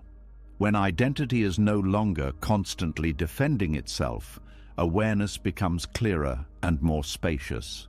Life can be seen with less distortion. Yet even after pride loosens its hold, the mind still carries another habit that quietly fuels emotional turbulence. It is the habit of judging every experience immediately. The mind constantly labels moments as good or bad, success or failure, pleasant or unpleasant. These judgments appear so quickly that they often feel automatic. But Buddhist wisdom reveals that peace grows when the mind learns a different skill. Instead of judging every moment, it begins to witness it. A silent commentary often runs through the mind from morning until night. Every experience receives an immediate evaluation. When something pleasant occurs, the mind quickly calls it good and wishes for it to continue. When something uncomfortable appears, the mind calls it bad and wants it to disappear as soon as possible. These labels seem harmless, but they quietly shape emotional reactions. Once the mind labels something as bad, resistance begins. The person feels tension and urgency to change the situation. Once the mind labels something as good, attachment begins. The person fears losing the moment and tries to hold on to it. Both reactions create instability. The mind swings between grasping and pushing away. This constant movement generates emotional turbulence. Buddhist practice introduces a different approach. Instead of immediately labeling experiences, the mind learns to observe them. Observation is simple but powerful. It means noticing what is happening without rushing to define it. When a sensation arises, the person observes the sensation. When a thought appears, they observe the thought. When an emotion moves through the body, they notice its presence. This witnessing does not require judgment. It simply acknowledges what is unfolding. At first, this practice may feel unusual. Most people have spent their entire lives reacting to experiences rather than observing them. The mind feels compelled to evaluate every moment, but with patience, witnessing becomes easier. The person begins noticing that experiences change constantly. An emotion that felt intense a moment ago begins fading naturally. A thought that seemed important loses its power when observed quietly. By watching these movements without interfering, the mind learns that many reactions were unnecessary. Another insight appears through this practice. Judgment often amplifies emotional intensity. When someone labels an emotion as wrong or unacceptable, the mind becomes tense. For example, if anger appears and the mind immediately judges it as bad, a second layer of frustration emerges. The person becomes upset not only because anger is present, but also because they believe it should not be there. This second layer intensifies the emotional experience.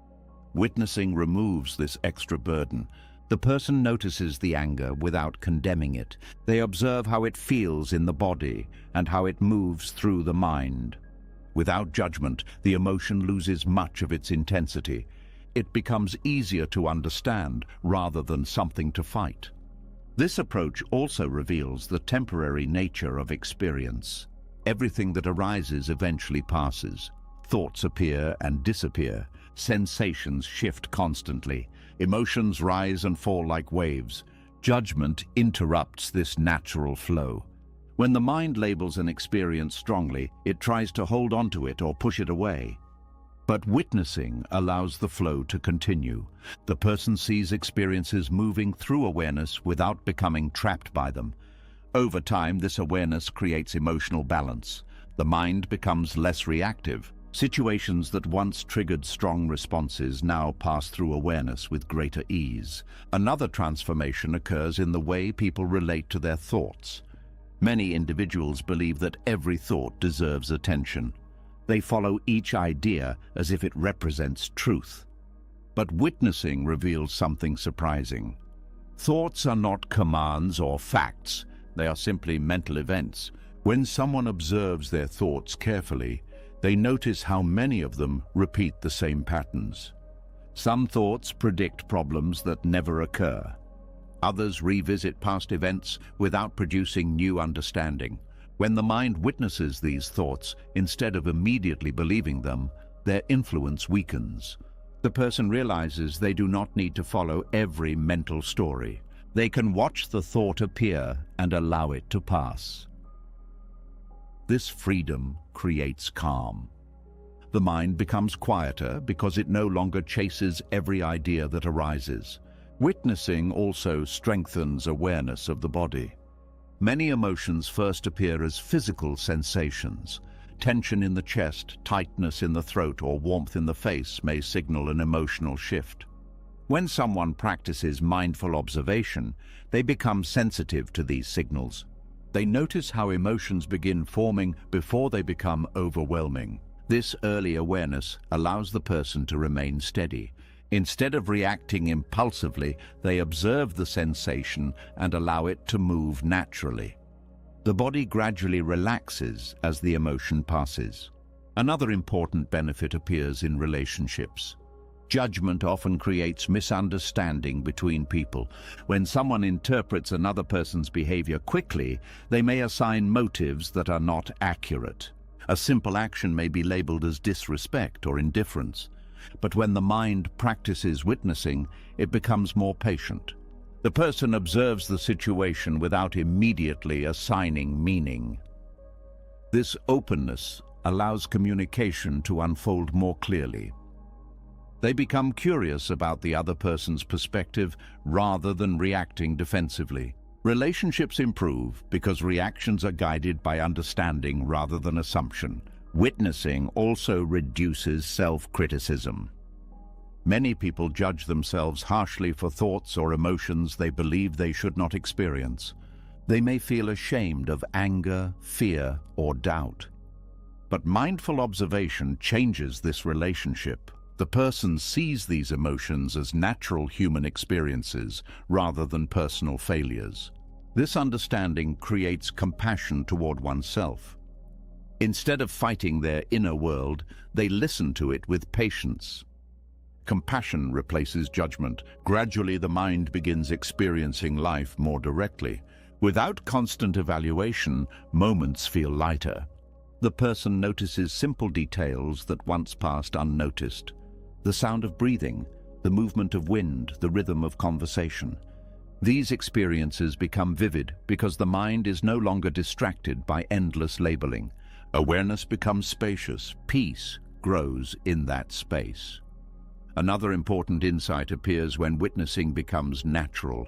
The person realizes that judgment often arises from fear. The mind labels situations quickly because it wants certainty. It believes that defining something immediately will create control.